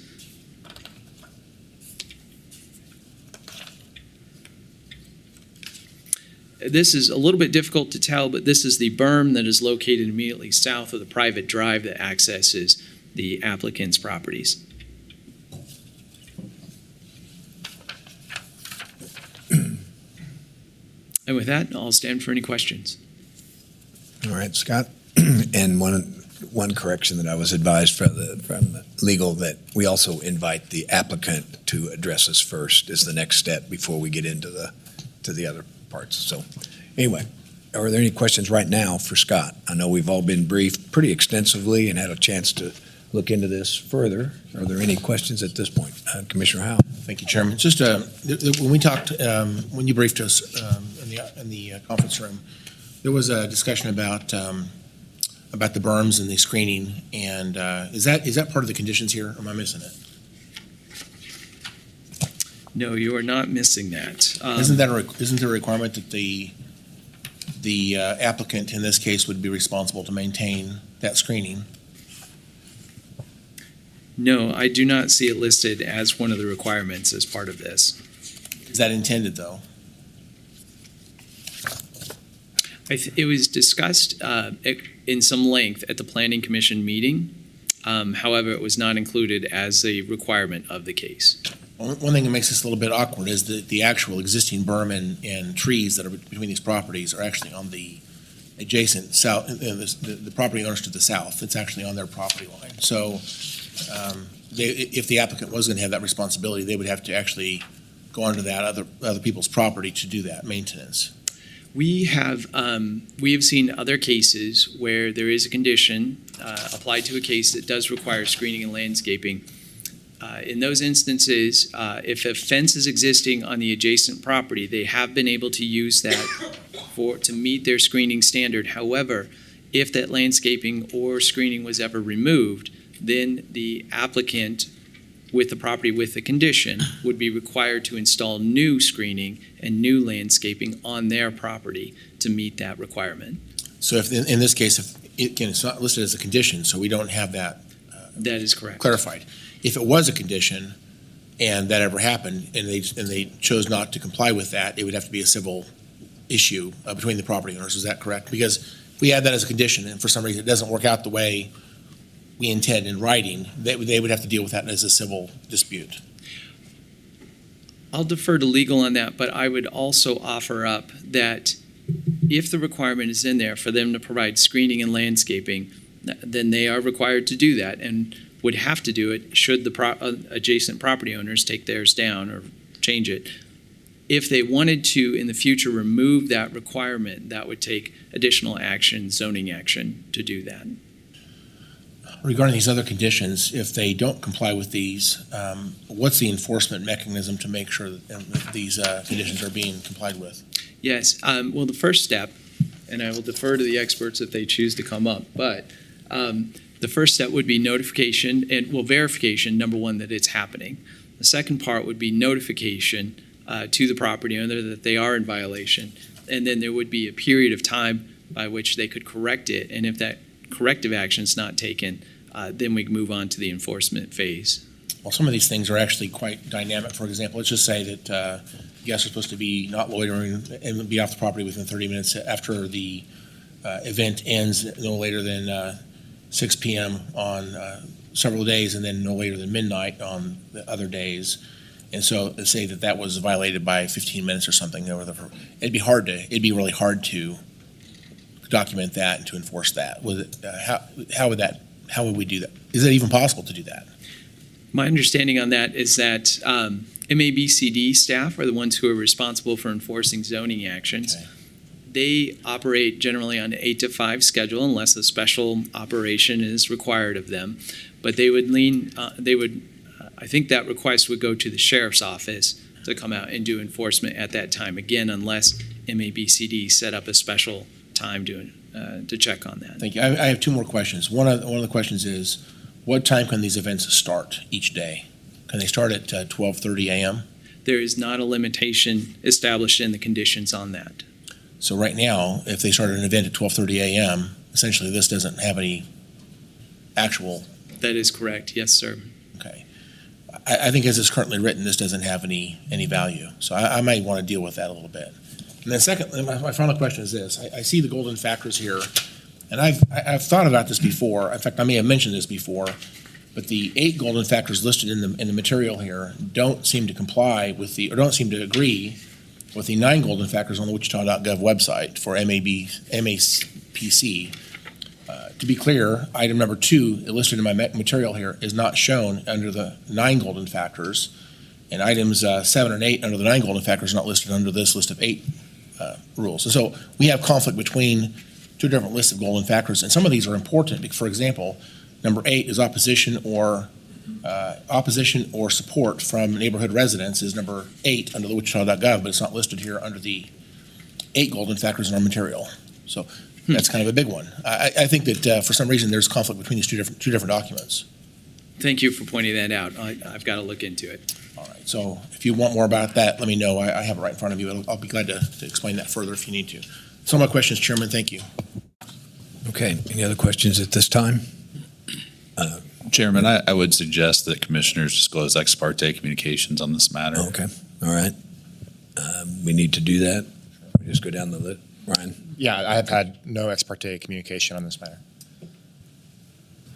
I have not spoken with anybody on the applicant side that I'm aware of at all. I have spoke with the VUs regarding the plat situation that they're dealing with, which ties into this in a very odd way. But regarding this particular application for a zoning change, I've not had any expectation communication other than speaking with the VUs. Thank you. Okay. And I don't recall I've had any ex parte communication that I'm aware I do of. not recall any ex parte communications. I do not recall any as either. Okay.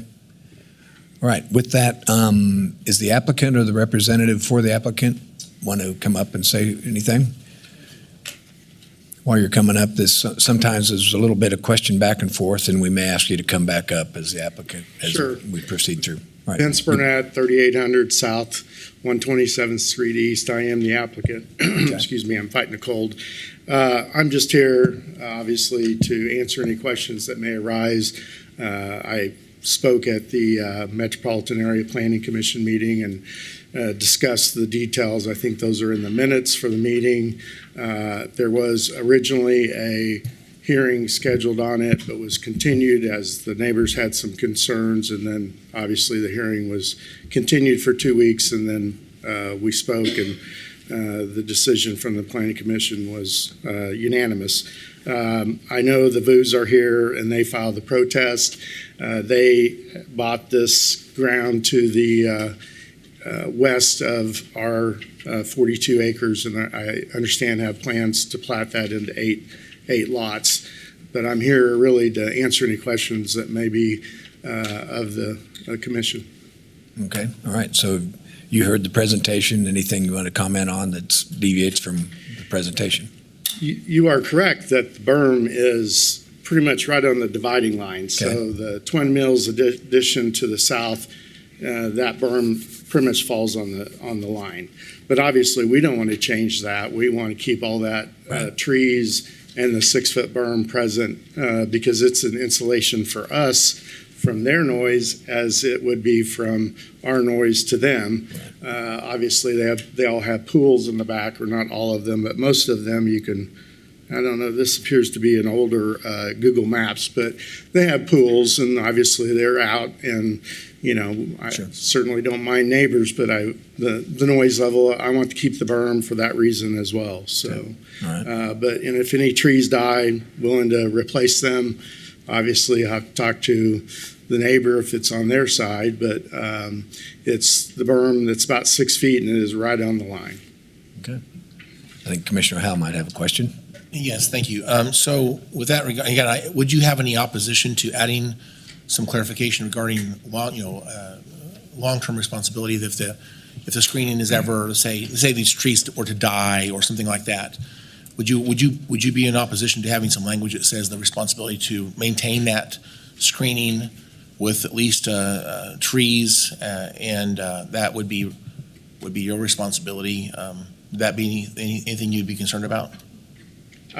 No, I don't have any problem with that. I will tell you that there were several neighbors that showed up in protest to the event center, and if it's me putting trees on my property, which is that road that goes along a quarter-mile road from 127th, I don't have any problem with that, but I don't necessarily want to deal with the neighbors if it's on their property, of saying, I want to go plant a tree on their side of the berm. But With our legal's description, legal's counsel just a moment ago, that if for some reason the trees would no longer be there, that you would have some responsibility to plant trees on your property along that, to provide that screening along between the residential homes and your event center. Do you have any opposition to that language? No, and it does say in the planning report, maintain the existing tree line and the landscape berm along the property's perimeter.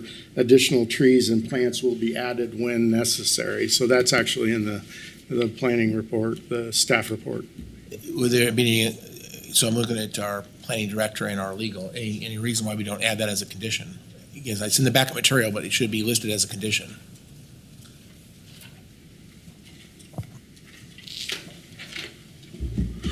Kirk Sponsel, Deputy County Counselor. There's certainly nothing prohibiting you from adding that as a specific requirement. I will note that in number 1 of the requirements, it was alluded to about submitting a site plan for solid screening with the site plan having to be approved by staff. With that said, it would potentially clarify things if you did that, add that as a specific requirement.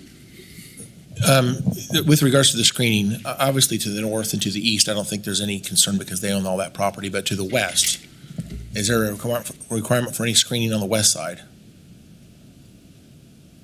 We talked about to the south where the residential homes are, but what about to the west side where there's currently no homes currently, but there may be in the future?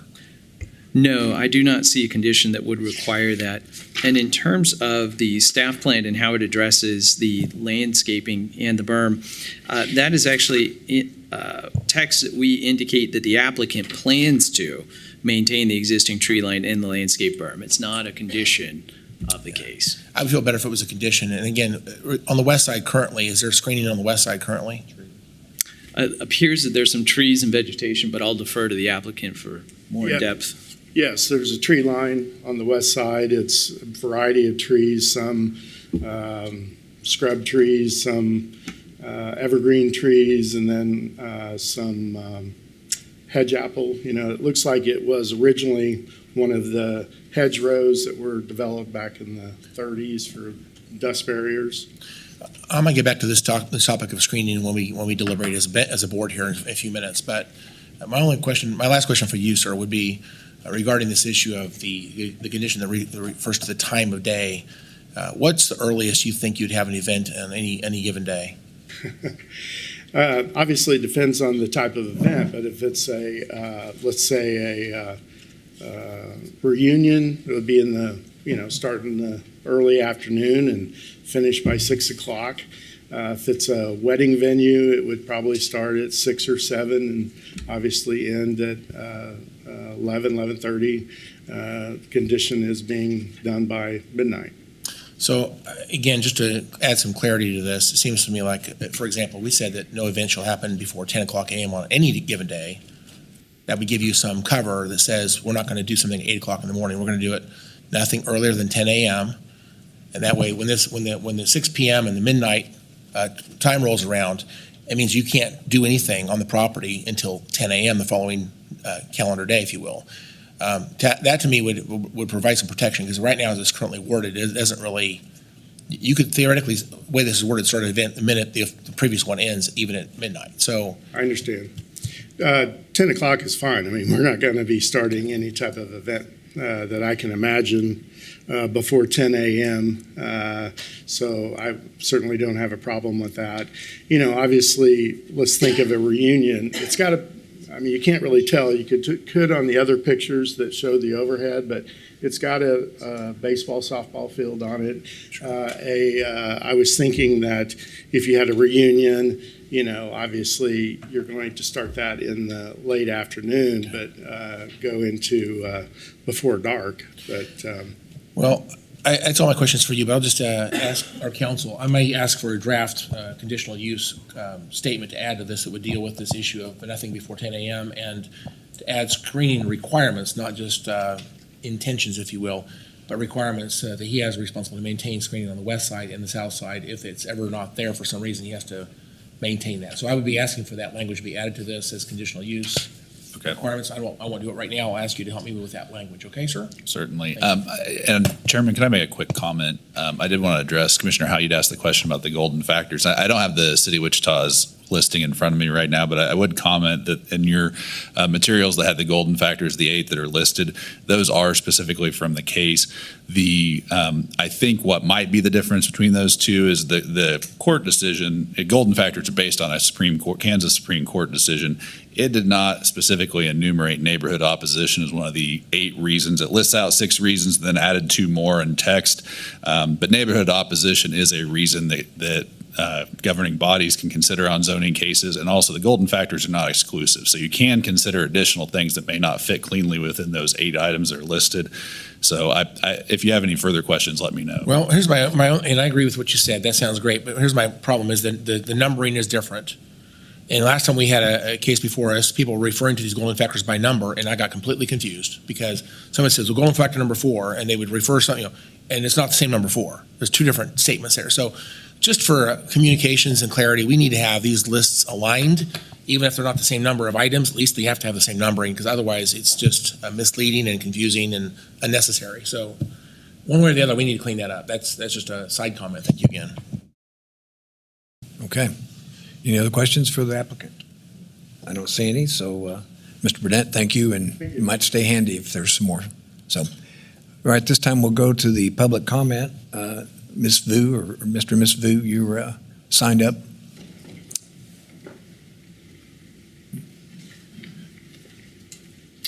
So, Good morning, Commissioner. state your name and address, please, for the record. Thank you. Samantha Vu, live at 1113 South Bracken Circle. That's in Wichita, Kansas, 67207. I'm here today with my husband, Thomas Vu. We own the piece of land west of the event center. So I'm here today to state my concern. We're in the process of platting this piece of land into 8 lots. We're hoping that we will start building residential home on this lot probably the soonest, maybe spring or into early summer. And our concern that we're having is on the border on the west. The event center, I have to say, is about 50 feet from the border of our back of our lots. What we're concerned is the noise and the lights. And I believe with the event center, the parking lots, they have to be a very tall light pole for a safety reason, and that might affect the back, like the residential, especially when the time that Friday and Saturday is until midnight. That might affect, if there is a residential home, it might affect the timing, the sleeping, and all that. So we were wanting to see what the applicant was thinking to do. Is he planning to put up a fence, at least an 8-foot fence or a wall or something, to at least to block out the lights and at least the noise itself, since the distance is only about 50 feet. And our other concern is his long 1,263 feet driveway. Mm-hmm. And that's very close up to another of our lots that we will plat. The road itself is in pretty bad shape. My husband and I, we drove down that road a couple of times in order to get to our land. We drove like 5-10 miles and hear the dust coming up. And we can't imagine with the venue, it will be a bunch of cars going through, and that will make it even worse. So again, is the applicant planning to do anything with the road itself? Is he planning to put up another fence or a wall to prevent all that dust coming in? Like we said, everybody loves to live in a quiet, peaceful area, and I believe the client, the applicant himself is too. But my husband and I, of course, are in no position to say whether the venue should pass or not, but we do hope that you will reconsider our request and concern that we're having with this venue. Beside from that, I know he did mention about the trees and the burns and all that, but to the north of the driveway, you can see that it's not fully with trees. It's mainly there's a gap, and if you really are there, it's like the gap is pretty wide where dust can come in. It's not just like a very tall trees or anything that could block it out. But that's all I have to say. But I do thank you for giving me an opportunity to be here to state my concern. Thank you, Ms. Booth. Commissioner. Yeah, you articulated very well. There might be some questions if you want to state. Commissioner Dennis? Thank you, Mr. Chairman. I appreciate it. Actually, my question is going to be for legal, let me stop with Scott. Let me start with Scott. All right. Ms. Vu, you can just stand aside and just be available. Thank you. Scott? Scott, on the conditions that are listed in the report, it does, and a lot of times in the conditions it lists that the light can't leave the property lines. I've seen that on some of the commercials and so forth that have come before us, but I don't see anything at all on lighting. And the previous speaker mentioned lighting, and that could be a concern. So. First from Scott, why wasn't that included? And then probably have to go to legal and ask them if that could be something that would be added to the conditions. Sure. In terms of why it was not included, I guess what I would point to is that community event centers, based on the conversations that we've been having even recently before this one, is still an evolving topic. The conditions that you see actually build on prior conditions that have been included in prior cases, but we do not have the lighting one in there. So that is something that just simply has not evolved through our process. I'm sitting here thinking about this one and the conditions that you're listing, and we just internally reviewed another case that's similar, and we had discussions about those particular ones. So I don't have an answer about why they weren't included. I can tell you that we've built it so far and we've gotten it to this point, but if there are additional items, I think this is a really good discussion, obviously, the time to include them. Okay, thank you. And Kirk, so at the point, if this is approved, can we add some conditions based on two things? One is it's already brought up that there's not a start time listed in the conditions, to add the start time, and second of all, to add conditions that the lighting has to remain on the applicant's property. It cannot intrude on potential residents that are adjacent.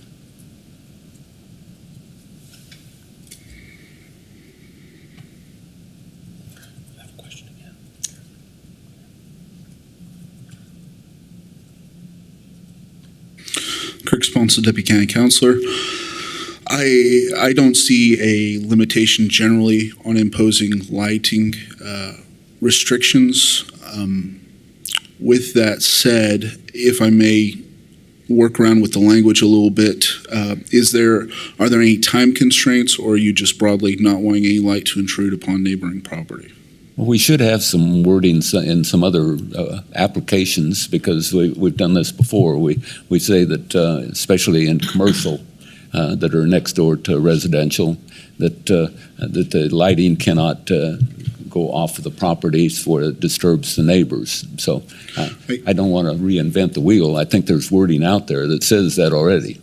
I can work on that language, but yes, that would be feasible. Okay, so bottom line is that we could add to these conditions. All right, thank you. Chairman, if I may. Yep. Could you clarify, what does our current code say about lighting? I know there's no noise reduction or restriction ordinance in the county. What does our code say about lighting for an event center? And are we going to be imposing or are we considering imposing further restrictions on lighting than what our zoning code already has in place?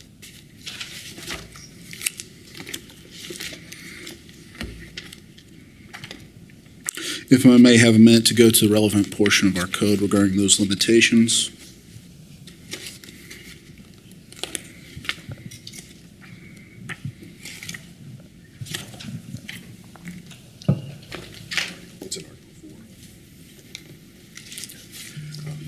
Good morning, Commissioners. J.R. Cox, Metropolitan Planning. I believe our zoning code does have some mention of lighting where it's supposed to be maintained on the property, lighting directed in a downward manner and shielded so it doesn't go off the property. I believe council's looking that up. Sure.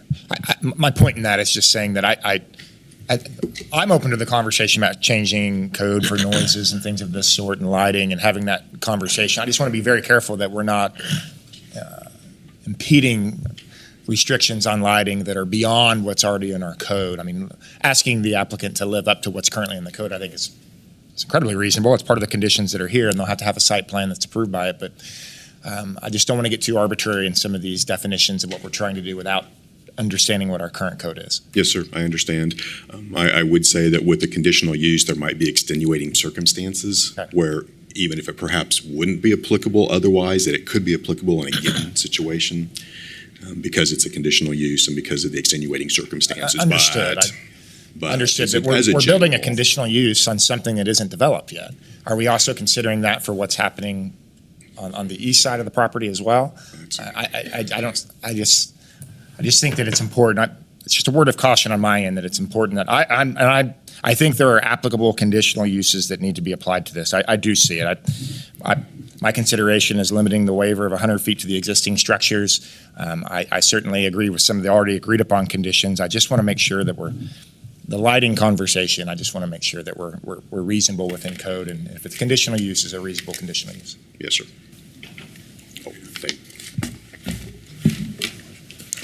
Kirk Sponsel again, referencing the portion of the section as referenced by J.R. Cox concerning present lighting limitations. This is Article 4B4. So it says lighting standards, outdoor lighting sources, including base or pedestal, pole, and fixture, shall employ cutoff luminaries to minimize light trespass and glare, and shall be mounted at a height not exceeding 1/2 the distance from the neighboring lot, unless evidence is provided to the satisfaction of the zoning administrator that the light source will be aimed and shielded such that the light source is not visible from the neighboring lot. Light sources shall be limited to 15 feet in height within 200 feet of residential zoning districts. That's helpful. Thank you. Commissioner Howell. Thank you, Chairman. Just similar to that, again, as Commissioner Beatty was speaking, I think generally speaking, we don't have codes regarding lighting or even noise, and I know that that's something that I think the county tends to avoid making general rules on those types of things. But when you have a conditional use, we do tend to talk about these a little bit.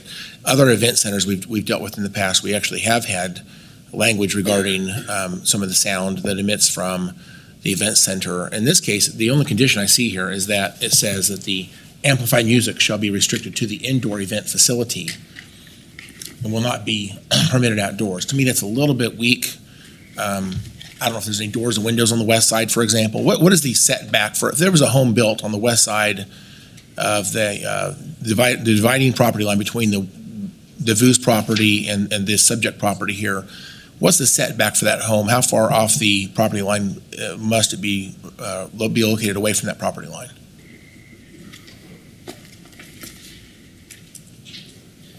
So that would be the rear setback, assuming that the property is facing the other direction. So the rear setback in rural residential, we're looking that up right now, but we recollect that it's 20 feet, but we're going to confirm that for you. So plus I'm not sure that I have had this validated yet, but someone said it was 50, the main facility there is 50 feet from the property line. Approximately, yes, sir. Is there just the one facility, one building that's going to have the amplified music? It would They are allowed to host, if this is approved, they're allowed to host events on that property. It does not restrict them only to that structure. So amplified music shall be restricted to the indoor event facility, it says on condition number 5. That is correct, and I would also point out, this goes a little bit into the waiver of the supplementary use regulation, and if we were going according with staff's new recommendation, it wouldn't be a complete waiver of the setback. It would only be for the existing, what is it, 6,350-foot structure. So I guess for my question would be then, if the amplified music originates inside that building, but you can hear it, let's just say you can hear it across the property lines, and it's loud enough that it's disturbing.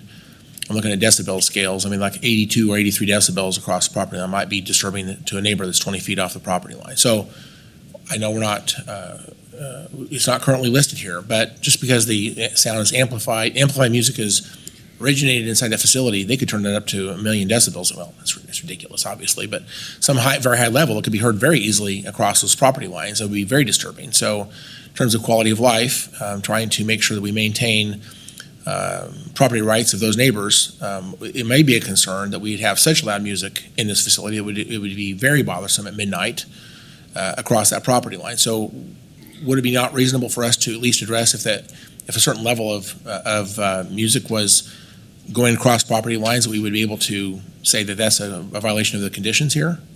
Yeah, I'll defer to the commission if you want to establish some sort of limitations in terms of actual noise decibels.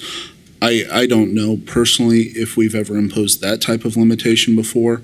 You could also potentially alternatively impose a limitation on no amplified music after a certain time in the day that goes beyond just when the event is allowed. I guess I'm concerned, again, if they're allowed to have amplified music until midnight, 3 days a week or whatever it is, Friday and Saturday. And again, amplified music's not defined. That could be any level. I've heard some, when I was much younger, I heard some pretty loud music. I've been to some concerts and things. I don't know that that would happen here, but that would be very disturbing if that was to happen. Even inside this building, that would be unbearable for the neighbors. And so, again, because of the close proximity of a home relevant to this facility, I'm a little concerned about not having some type of articulated limit as to what can happen here. Again, I think that if they had great sound insulation in the facility, maybe it's not a problem. But barring the fact that they are managing that, if we don't speak to it, then could this get so bothersome to the neighbors? This is our one and only chance essentially to address this idea. So I'm a little concerned about that part of this. All right. Okay. I'm not sure what to do with that. Thank you, Chairman. Any other questions? Okay. So we will, any other comments from the public? We will close the public hearing and bring the discussion back to the bench. I have a question, if others don't at this time. I have a question for the applicant, because I know it's not the public hearing. This is now a question to the applicant.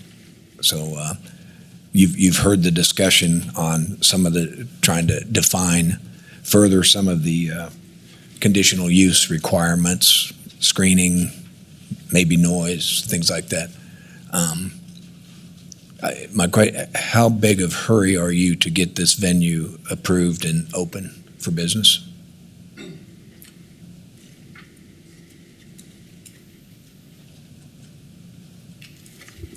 We do not have a deadline at the present time. Obviously, winter's not the best time, but obviously we were looking towards spring. So we have talked about putting some type of, this is a solid barn that's got metal on the outside. It's the type of building that was built with the concrete and the blocks. I forgot the terminology for that. And then it's got, plywood walls on the inside. It's also got a ceiling that has plywood on the ceilings. So I believe it's exceptionally insulated. It was built by Brock Barron with Barron Concrete, so I think it was well done. Yeah, probably so. Commissioner Howe's concerns, obviously, we didn't know about this development when we started our application for this conditional use. This came up subsequently, but I have now obtained a copy of their plating, and they want to divide this 29 acres into approximately 3-acre lots, and they've asked for lagoons, which means you're not going to build your house within 25 or 20 feet of the back property. That means you're going to want to put your lagoon in the back of the property and have your house more up in the center line where the road will be. So I'm not so concerned about that as an issue when they're asking that the county approve and waive the requirements for lagoons. But there is a tree line that protects some of that. The sound, there's going to be some sound that escapes. But obviously we live on this property. We're not just, having an event center out in the middle of nowhere. We actually live in this house, and my family's here to support me, and obviously we'll be there during any events. So obviously we want to maintain good policies in that regard too. Okay. Well, the reason I was asking, I'm going to go to the will of the commission in general. I'm basically in support of your venue. I don't know if the commissioners are comfortable enough to add items to the conditional use here at our desk, or if we defer it back to the planning commission to kind of just tweak some of those conditional use things. So that's really a discussion but anyway, go ahead. Yeah, go ahead. I'm sorry I talked so much, but I have one more question for Ms. Vu, please. Ms. Vu, when we talked earlier, I thought that the nature of your opposition was primarily regarding the issue of requiring your property to be responsible for paving this mile section road, and the cost of that. It was going to be triggered essentially, but if this was approved prior to your plat, that this would be would actually force you essentially to say if you're going to subdivide your lot in any way, it would require you to have this requirement to pave that property, and that burden of that cost would be solely on your responsibility to do that. I guess it was $1.2 million. And was that the nature of your opposition? Actually, our Kurt Miller is the one. He's currently working with the planning department on that.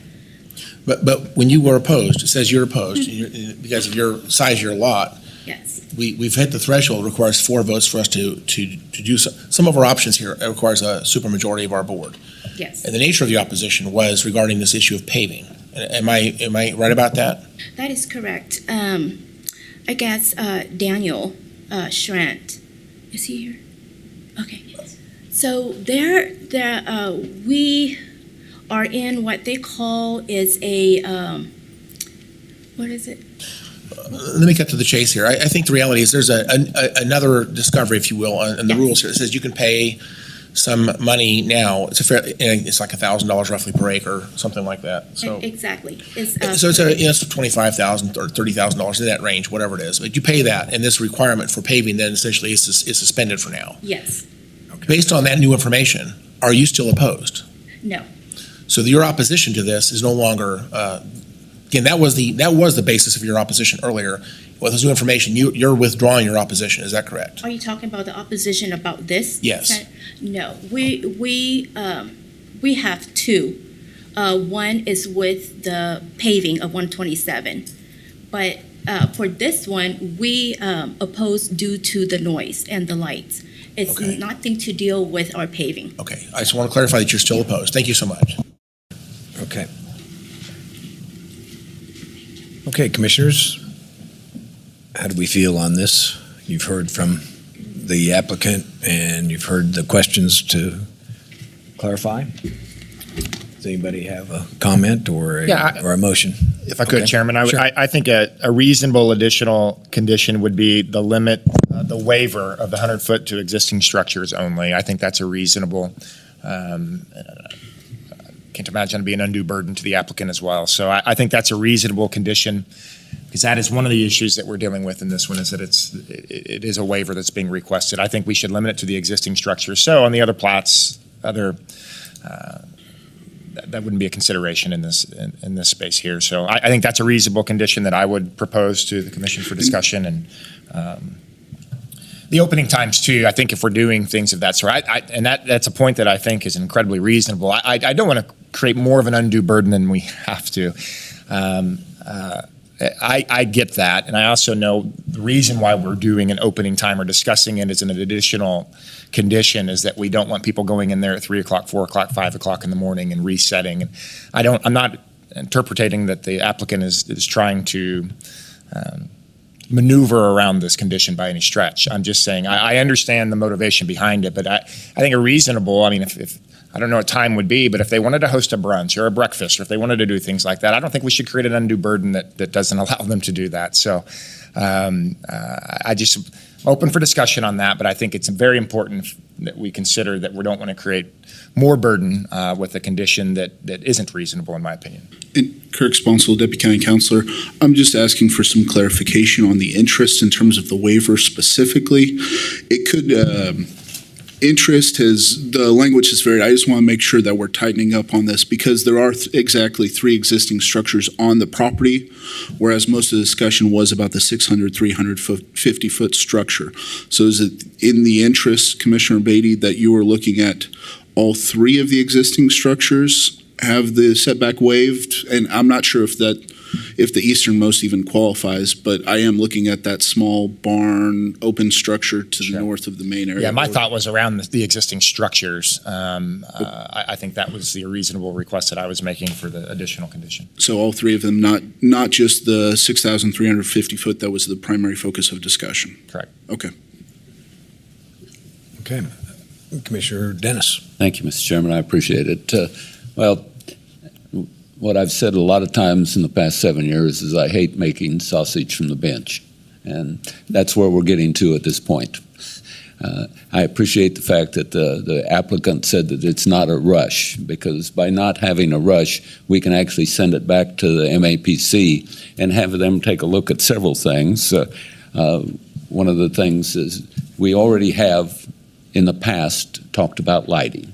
I'd like the MAPC to address that. We did not, the conditions did not address start times. The MAPC can address the start times. The MAPC didn't put a condition in about the existing structure to limit the setback waiver to only that existing structure. We've had other venues in the county that we actually talk about the decibel levels that are within the structure, and we didn't talk about that in the conditions today. So I really think that the right thing to do at this point, since there's not a rush, that we send it back to the MAPC and we ask them to look at those things that aren't included in these conditions to see if they should be included in the conditions, and then they could bring it back to us at that point in time. So if I know it's not my district, so I need to find out whether or not Commissioner Howe would be agreeable to making a motion to send this back to the MAPC to look at some of the items. Yeah. Commissioner Howe.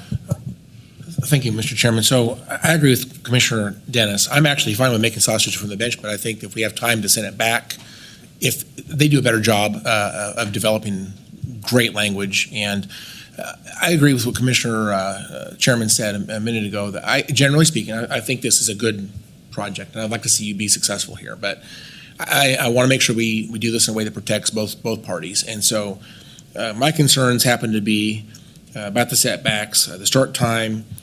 I'd like to make sure we clarify the responsibility for screening on the west and south sides. I'd like to have this language about the lighting added, so that it's clear that the light should be restricted from being directed towards the neighbors, if you will, but maybe move so the lighting, if there is any lighting, that's protected, so that it goes the right direction towards the facility rather than towards the neighbors. I don't know if this is the right number or not, but from my experience, I would say that any sound that emanates from the event center during events, that if it exceeds 82 decibels at the property line, that would be a problem. I'd like to see that added as a condition, that during events that you're limited, equal to or less than 82 decibels at the property line. And if that was ever to be challenged, again, they would have to provide it's like a surveyor, but someone to come out and do the investigation to make sure it'd be required that they would have, if you will, certified verification that if that's being exceeded, they would have to do that. And then I think the idea that we would have, one of the things that has not been mentioned here, but maybe Scott can answer this, but how long is that driveway again? Pretty long. That's about as close as I can get, sir. Pretty long. I would have to measure it. Okay, so it's hundreds of feet long. Let's just say it's several hundred feet long. We know that we have prevailing north and south winds, and to the houses that are going to be to the north or to the south. Again, the ones to the north aren't there yet, but they will be at some point. To the ones on the south, I know that, again, some of those folks spoke in opposition. I understand. At least one on the corner did. And to the concern about the dust, if they put certain types of aggregate on that road, it's going to be very, very frustrating to have that type of dust go onto your property. Again, one of the other things I heard about was the number of vehicles per day. They maybe have multiple events here in one day. And you add in people coming and going, maybe multiple different events in one day. This could be, someone estimated, sound like a crazy number, but they said up to 1,000 cars a day, potentially. Maybe that's crazy. I have no idea. But if you had 1,000 cars a day going up and down that road by those homes and you have a very dusty aggregate, that could be a problem.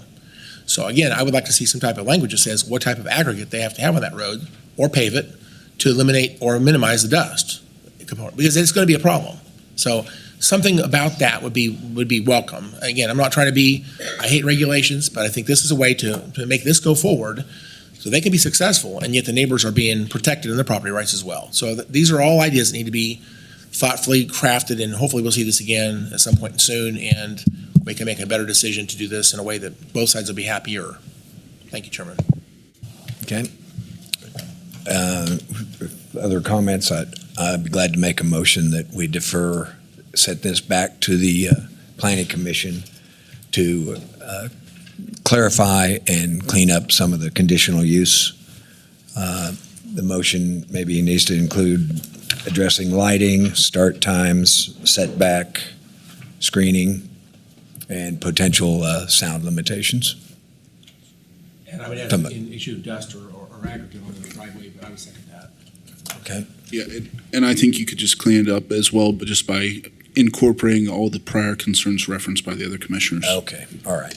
And then we'll leave it at a simpler motion that I'll amend my motion to return to the Planning Commission for consideration of the items that the commissioners had brought up and addressed. Second. And again, so that's a motion and a second. Madam Clerk, please call the roll. Commissioner Lopez, Commissioner Dennis. Aye. Commissioner Beatty. Aye. Commissioner Howe. Aye. Chairman Meitzner. Aye. Mr. Burnett, sorry for going to have to go back through the churning of government, but I think we all want to make this right, and if you're okay. And Mr. and Mrs. Wu, thank you for being here today. So with that, we're going to move to our next item. Tom, can we do a let's do a 10-minute break. Can we do that? Okay, it's 11 o'clock, 11:01. Let's return at 11:10, and potentially the lights can be looked at really quickly, but I don't know for sure. We'll cross our fingers. Okay, we'll see you here in 10 minutes. Thank you. Thank you so much.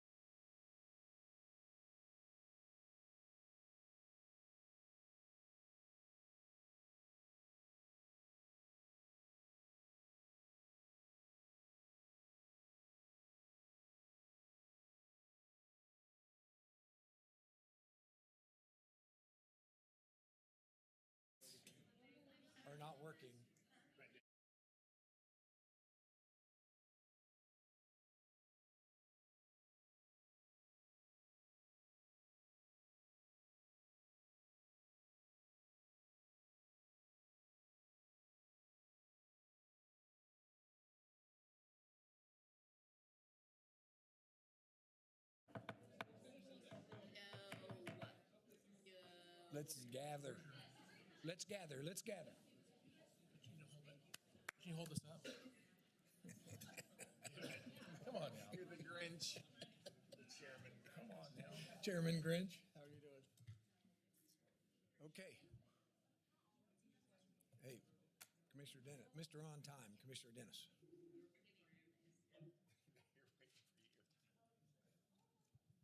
I stole some of your coffee. We're live? We're live. Okay, we're back live, everybody. Thank you for the break. Madam Clerk, next item, please. Item N, creation of a strategic plan for the utilization of opioid settlement funds. Okay. Good morning, Tom. Chairman, Commission Tom Stolz, County Manager's Office. Let me give you a little bit of history here before we get into the item. About a decade ago, the country was being swept with what was, it wasn't even termed at the time, but has since become the opioid crisis. This happened in the middle of the last decade. And the state of Kansas and Sedgwick County, Wichita were no exceptions to the phenomena. What happened over the next couple of years was the public began to bow back on this, and there was litigation that began to formulate with certain national firms taking action against manufacturers, distributors, and in some rare cases even some practitioners on over-prescribing and making too easy the acquisition of opioids. Almost 6 years to the date of today, the county signed on, was one of the very first government entities in the state of Kansas to sign on to a lawsuit to push these opioid distributors into regulation, and also any fallout financially from that would come to county, which would give us the ability financially to deal with the fallout that we were feeling in our jail, with our EMS units, with our law enforcement and fire units, to give us the ability to make amends on that. Over time, there is now lawsuit money from those suits beginning to flow. It is flowing through the state of Kansas, but local jurisdictions such as Sedgwick and the city of Wichita get some direct funding from these lawsuits. And that brings us to the point of discussion for today.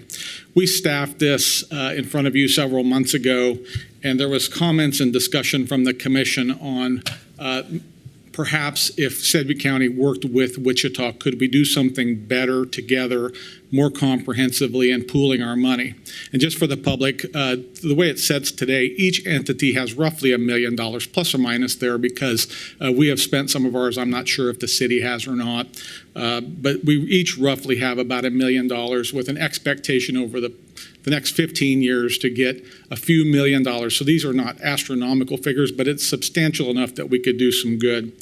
So after the discussion with the commission, the city manager and I had been talking about a similar, maybe we could do something together, better type of vein. And so when the commission weighed in on that, it made perfect sense to us. And I know that Mr. Layton has had that kind of conversation with his council as well.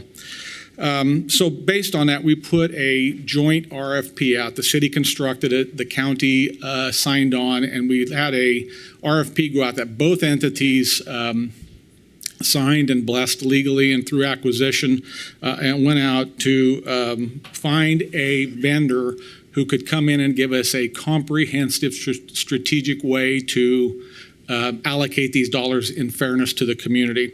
And I'll read you the project objective, and I won't go into all of the development part, but the objective was the creation of a strategic plan that presents a clear approach and planning process supported by relevant data and analysis of trends, identification of opportunities and strategies, a process to prioritize and focus city and regional programs and services, and an implementation plan with performance measures that track progress on achieving the goals of the plan.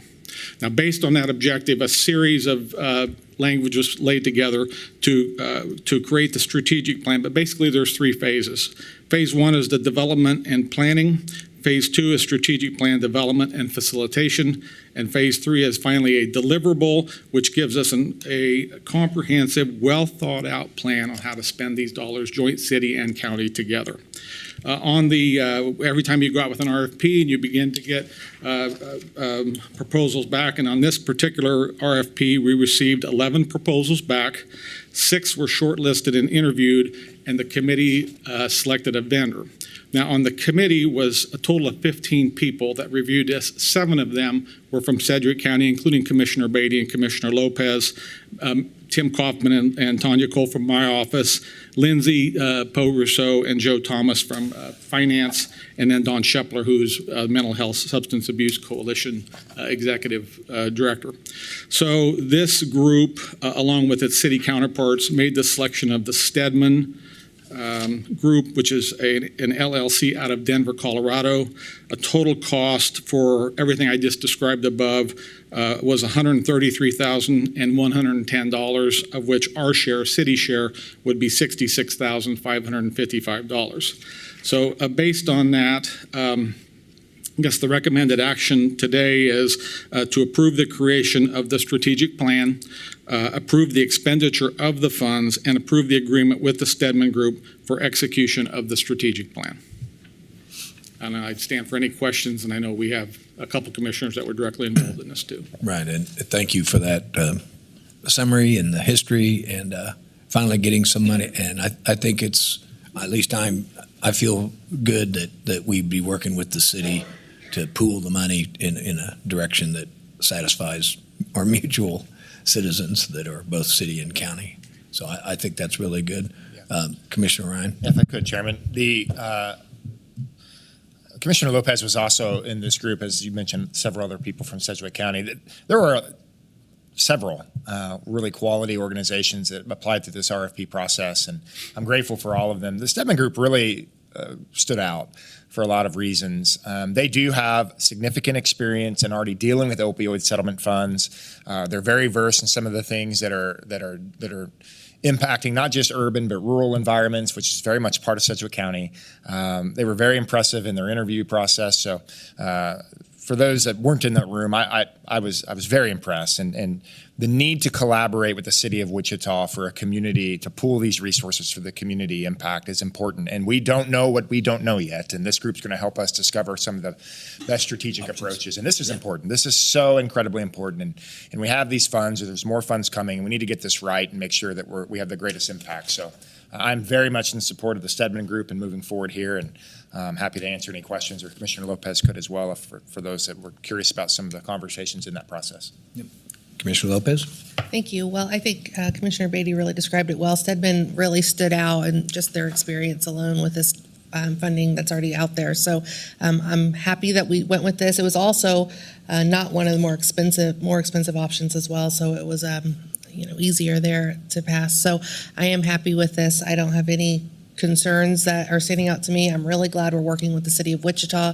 I think it's a great way to show collaboration and partnership going forward, because this isn't just a Wichita or a city issue, but really is a community-wide issue. So I'm glad that we can partner and do this together, and look forward to seeing what comes of this plan.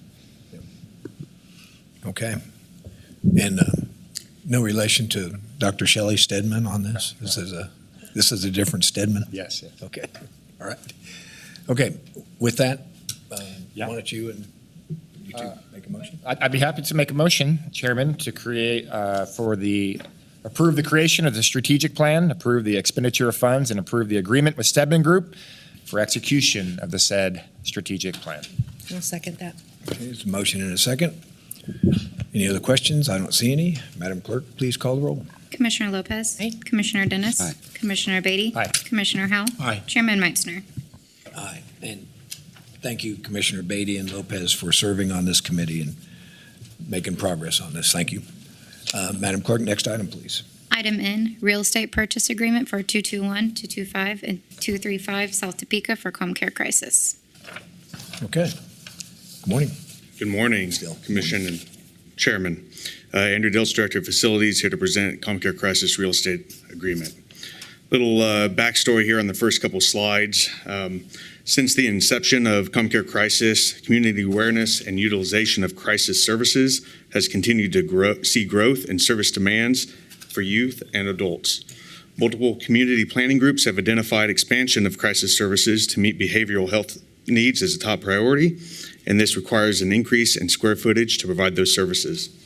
In 2022, Sedgwick County funded $15,495,222 to design and build a new COMCARE facility that meets the current and future needs of the Crisis Community Center, the Substance Abuse Center of Kansas, and the Sedgwick County Offender Assessment Program.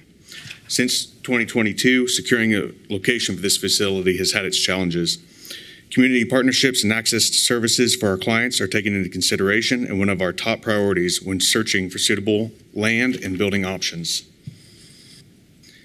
In 2023, the location of the biomedical campus was identified in the core of downtown Wichita. The campus proposed the creation of a thriving healthcare corridor, as indicated on the map in yellow, with the biomedical campus at the center. A very unique opportunity for COMCARE to share in the footprint of the biomed campus in the heart of Wichita and the healthcare corridor has come to our surface. This centralized location will allow for a number of benefits, including easy access by everyone in our community, collaboration with the biomed campus to grow a workforce and bring new talent to the region, a close clinical setting for residents of the KU Med School. This is located at the biomedical campus when COMCARE partners for 30-year residents. We have the ability to increase integrated care with primary care support from the biomed campus, and we are very close to another community partner, the Osteopathic College, as well as our detention facility and other law enforcement partners.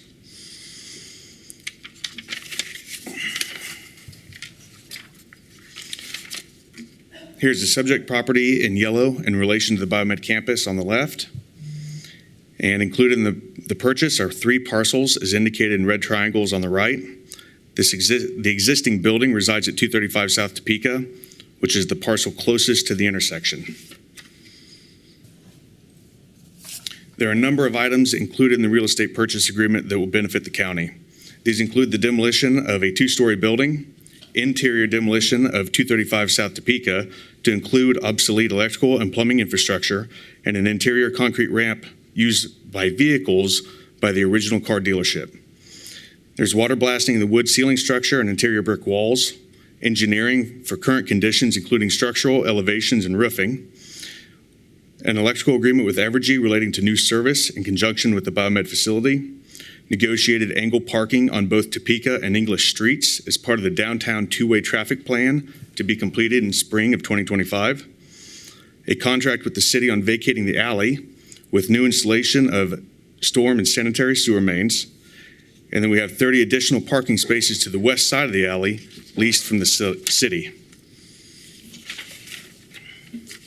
For all of these items mentioned, our purchase agreement for 235 South Topeka and 2 other parcels with it has a purchase price of $5.4 million with $25,000 earnest money and a 45-day due diligence period.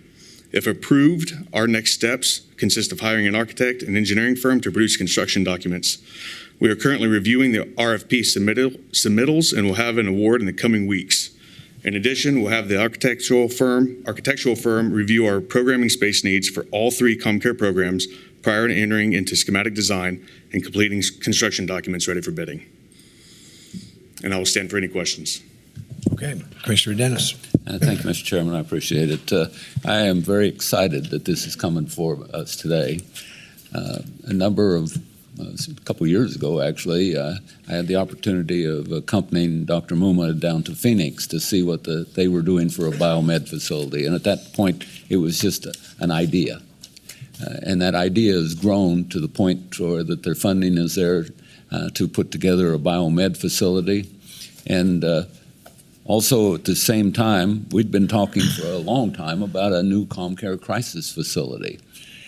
And the marriage of the new biomed facility, which is a great opportunity for this community, and putting the COMCARE Crisis Center co-located with that, then allows the WSU to do hands-on learning and can use our COMCARE Crisis Center to train the people that we need for the future workforce. And that's the whole purpose of this. The Biomed Center, the COMCARE Crisis, and so forth, is what do we need for the future?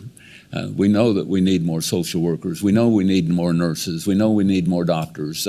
We know we need all of the things that WSU can provide for us. And through the vision, starting with Dr. Bardo and with Dr. Muma, it's coming to fruition. And for us to be co-located with them for one of our major operations that need the training that's coming out of that facility is fantastic. So I am very pleased that Facilities has been able to work a negotiated agreement to purchase the land that is absolutely adjacent to the biomed facility, and it's going to serve us well in the future. So I am completely on board with this, and I don't see any other comments unless the lights aren't working. Good question. So, I'm sorry. All right. Commissioner Lopez has a question. Thank you. I will let you finish in just 2 seconds. This conversation has been happening since I started at the commission, and I know there's been some kind of like, well, we want to get this done, but we want to make sure it gets done right. And I'm so glad we waited, because I think this is going to be just amazing to have it with the biomedical campus for every reason that Commissioner Dennis just said. And so thank you so much for putting in the work for quite some time to make sure that this is going to work. And I'm really excited that what this could do for Sedgwick County, for our community. So thank you so much. Okay. I have a couple questions and then a clarification. What you said there are we're going to have 3 COMCARE components located in this? That is correct. And what are they again? The Crisis It is Center? the Crisis Community Center, Substance Abuse Center of Kansas, also known as SAC, Yeah. and the Sedgwick County Offender Assessment Program, known as SCOPE, which is currently leasing space on East Morris. Okay. So we will vacate a couple of leases. Correct. Right. Good. Second question of 3. On your slide, demolition of this 2-story, are we going to demolish that building? There was a building on the 2 parcels to the north that Okay. has been demolished, and that is part of this purchase agreement. That's just included in the cost. Okay, so we're not demolishing Correct. the main structure that That is we've all correct. taken to. We will make use of the existing facility. Okay, good. I just wanted to clarify that. And then lastly, I thought the price was $5.5 million. Did you get lucky to? I believe our purchase agreement is for 5.4. Okay, well, thank you. Good. That's all my questions. Any others? Okay. Just a quick comment. Oh, Commissioner I Howell. just want to say thank you. This is a great day for Sedgwick County. Yeah. Thank you for all you've done. With that, Commissioner Dennis? Well, thank you. We started, as I said, talking with Dr. Muma about this a number of years ago, and I am so excited that we are to this point. I moved that we accept the purchase agreement and move forward with locating our COMCARE Crisis Center. Second. Motion and a second by Commissioner Lopez. No other comments? Madam Clerk, please call the roll. Commissioner Lopez. Aye. Commissioner Dennis. Aye. Commissioner Beatty. Aye. Commissioner Howell. Aye. Chairman Meitzner. Aye. Congratulations to everybody involved, and good luck with all the COMCARE components that are going to be located there. Thank you. Future's bright. Next item, please. Item O, emergency winter shelter discussion. Oh, yeah. Hello, Nicole. Chairman and Commissioners. Again, this is Nicole Gibbs of Strategic Communications. In early October, it was made public that there would be no emergency winter shelter available to the Sedgwick County community for homeless individuals. To be part of the solution, Sedgwick County hosted 5 roundtable discussions that included commissioners, legislators from the South Central Legislative Delegation, City Council members, Humankind Ministries, the City of Wichita Housing Department, WPD, United Way, and other community partners to bring awareness and a multi-level bipartisan government solution. The roundtable legislative discussions regarding the shelter were held on October 13th, October 20th, November 3rd, November 17th, and December 1st. The temporary emergency shelter location was announced on November 2nd and opened on December 3rd. From announcement to opening, the conversation of these partners evolved to discuss the future of homelessness in Sedgwick County. A large majority of the discussion focused on the Multi-Agency Center, commonly known as MAC, being championed by the City of Wichita. With the plans for the MAC to open in 2026, it has been identified that additional sources of funding are needed. A letter to the governor has been crafted to respectfully request consideration for $50 million in state funding through a state grant match program to address local homelessness infrastructure to be part of the state fiscal year 2025 budget. The City of Wichita has identified a $22 million gap needed to support the MAC and is in need of $59.5 million to complete the project. They have or are applying for $37.5 million in credits and grants to assist. Commissioners, before you is a copy of the letter and a homeless historical fact sheet. The letter has been distributed to those who attended the roundtable discussions, as well as those listed on the letter, and is also being shared with area and state partners for their support in this financial ask. At this time, I ask for your consideration and support of this letter to Governor Laura Kelly and open for discussion and questions on next steps moving forward. Okay. Thank you for the update. How about a couple comments? Sure, certainly. Thank you, Nicole, and thank you, Chairman, for the opportunity to share. I want to provide a little bit of clarity here as to why we're doing this piece. Obviously, the City of Wichita convened a homelessness task force. There's an elected from the City of Wichita. I'm the elected from the county. There's over 20 other partners and stakeholders in that. And then as this conversation progressed and as the community conversation has progressed, we saw the need to bring our state partners to the table. Commissioner Howell, myself, our colleagues have convened legislative roundtables, 5 now, as you mentioned, and they have been incredibly productive and fruitful.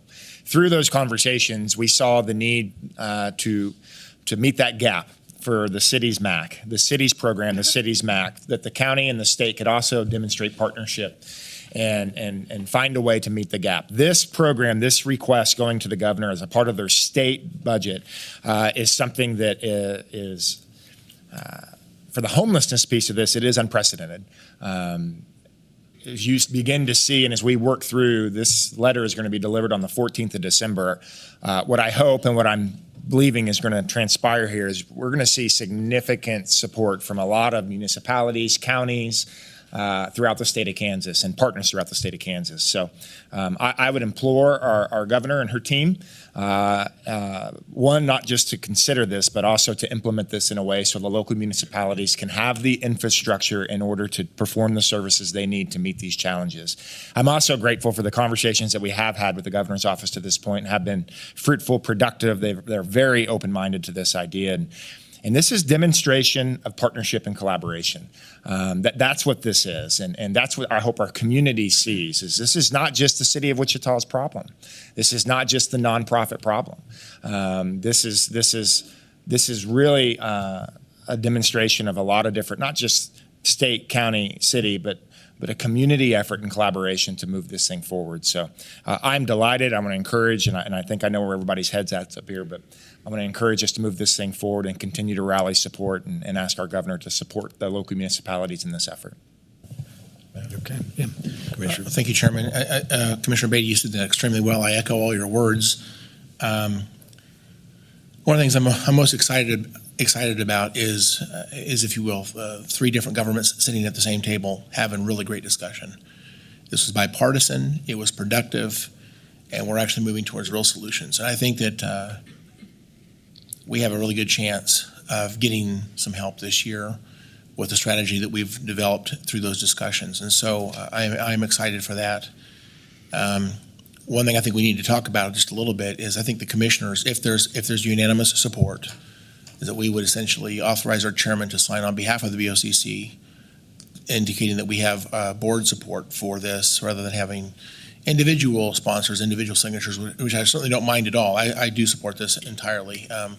But I think it's a stronger message saying our board has discussed it and we have unanimous support by the board itself, and our chairman should sign that statement on our behalf. To me, that would be a better way for us to move forward. So at an appropriate time, I'd like to make a motion. We would actually, if there's unanimous support for that, authorize the chairman to sign on behalf on that letter to the governor. And then secondly, I just want to say that we've invited our community partners all over the place, other cities, business representatives, if you will, legislators, to essentially help us by also sponsoring that. If they can do that as an organization, that's great. If they can't, individual sponsorships would be what we're looking for. So as the community listens to this discussion today, we're asking people to reach out. If you represent an organization that you believe this is important, please be willing to indicate that through correspondence with us. We'd be glad. We don't actually have to, I don't think we need your actual physical signature.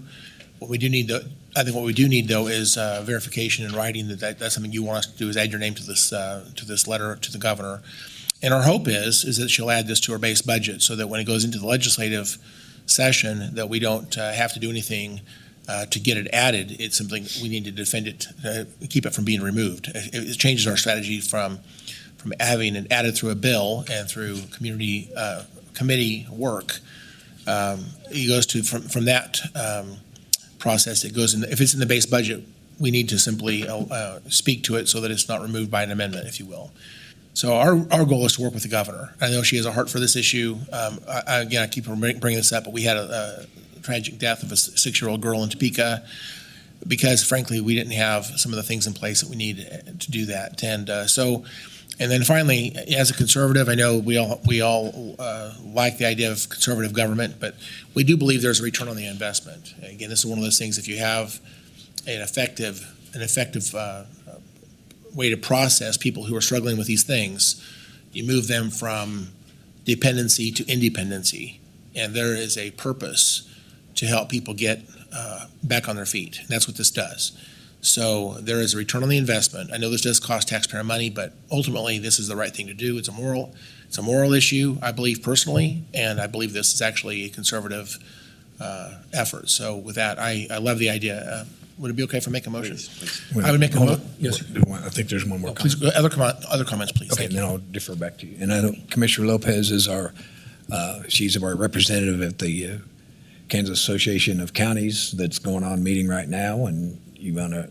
Yeah, well, there's just at each of these conferences, they break out into sizes of counties. And so we're obviously with the urban counties. And so they're having a breakout lunch now. I was hoping that I could be there, but with the meeting, just not going to happen. So thankfully, our intern Elizabeth is heading there right now with this information, with the letter and the talking points that are here about the things that are happening in Sedgwick County, along with some information on the MAC. So hopefully we can get our partners from across the state in these urban counties to sign on to that, if not the board, because that would be really hard since we're asking this to be back by the 10th. At least individual commissioners could sign this, which I think would be really helpful to see that we have partnership from counties across the state as well.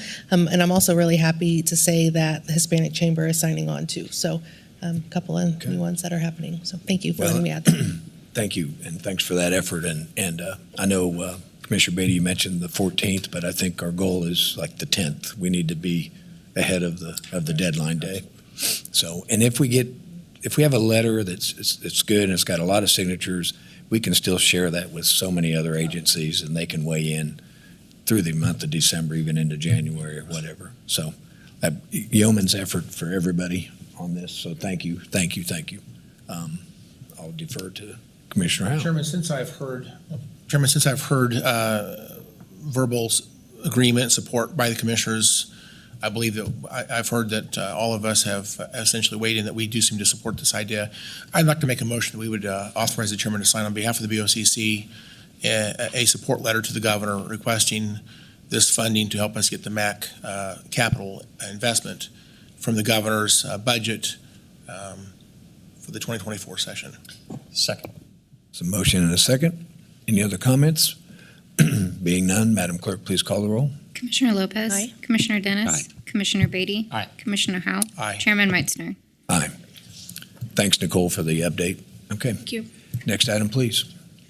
Item B, discussion of the Wichita-Sedgwick County Emergency Communications Advisory Board recommendations. Okay.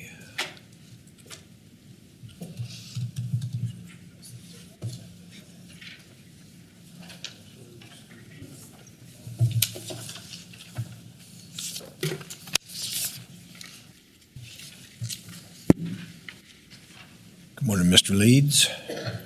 Good morning, Chairman. Good morning, Commissioners. Rusty Leeds, Assistant County Manager. So this morning I'm going to give you an overview of what occurred yesterday.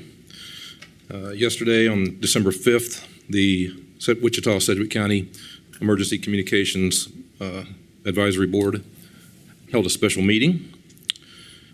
At that meeting, the advisory board met to discuss recommendations regarding the Brook Hollow apartment fire and 911 operations. The meeting yielded 3 recommendations for the governing bodies of both the City of Wichita and Sedgwick County to consider. All were ratified by separate but unanimous votes of that advisory board. Motion number 1 was a recommendation to hire an outside entity to conduct a comprehensive review of the Brook Hollow Apartments fire incident, of both emergency communications actions from the receipt of the first call through fire department actions on scene until release of the scene, to include any and all issues related to the CAD system and dispatch protocols as indicated by law enforcement and EMS. Motion number 2, a recommendation that Dante Martin, Assistant City Manager, and Rusty Leeds, Assistant County Manager, along with an agreed-upon neutral third party, be appointed to select the outside investigative entity. And motion number 3, recommendation that the cost of the investigation be split and paid in equal amounts by the City of Wichita and the county. Included on that document that I gave you is a recommendation for a motion for the commission. If you have any questions, I'll be happy to stand for those. Okay, been a lot of discussion on this. Rusty, can you clarify motion number 2? Is that still the plan from the action, or? Motion number 2, I'll make an attempt to interpret what the intent of the board was. And it was to ensure that there was balance between both entities. In the recommended action by the commission, Sedgwick County would act as a lead for procurement. City of Wichita and Sedgwick County would have a balanced review team to review those RFPs. In order to follow the charter, we would have to have a review team that's larger than Dante, myself, and a third party. So I would need to work with the City of Wichita, with Dante, and we would equally select the other members of that review committee to ensure that it's balanced, that both the city and county agree upon who are sitting on that RFP process review. And then after an RFP has been let out and we've received proposals back, and the review committee decides on one that they want to recommend to the governing bodies, then that would be brought back to both governing bodies for final approval. Okay. So that's kind of how that would work, and that's what that motion says, if you all agree with that and wish to advance. So in this case, so the RFP would go through a RFP process, according to conversations with legal counsel and with our CFO and the purchasing director, in order to do this appropriately and lawfully, that's the way that this would need to happen.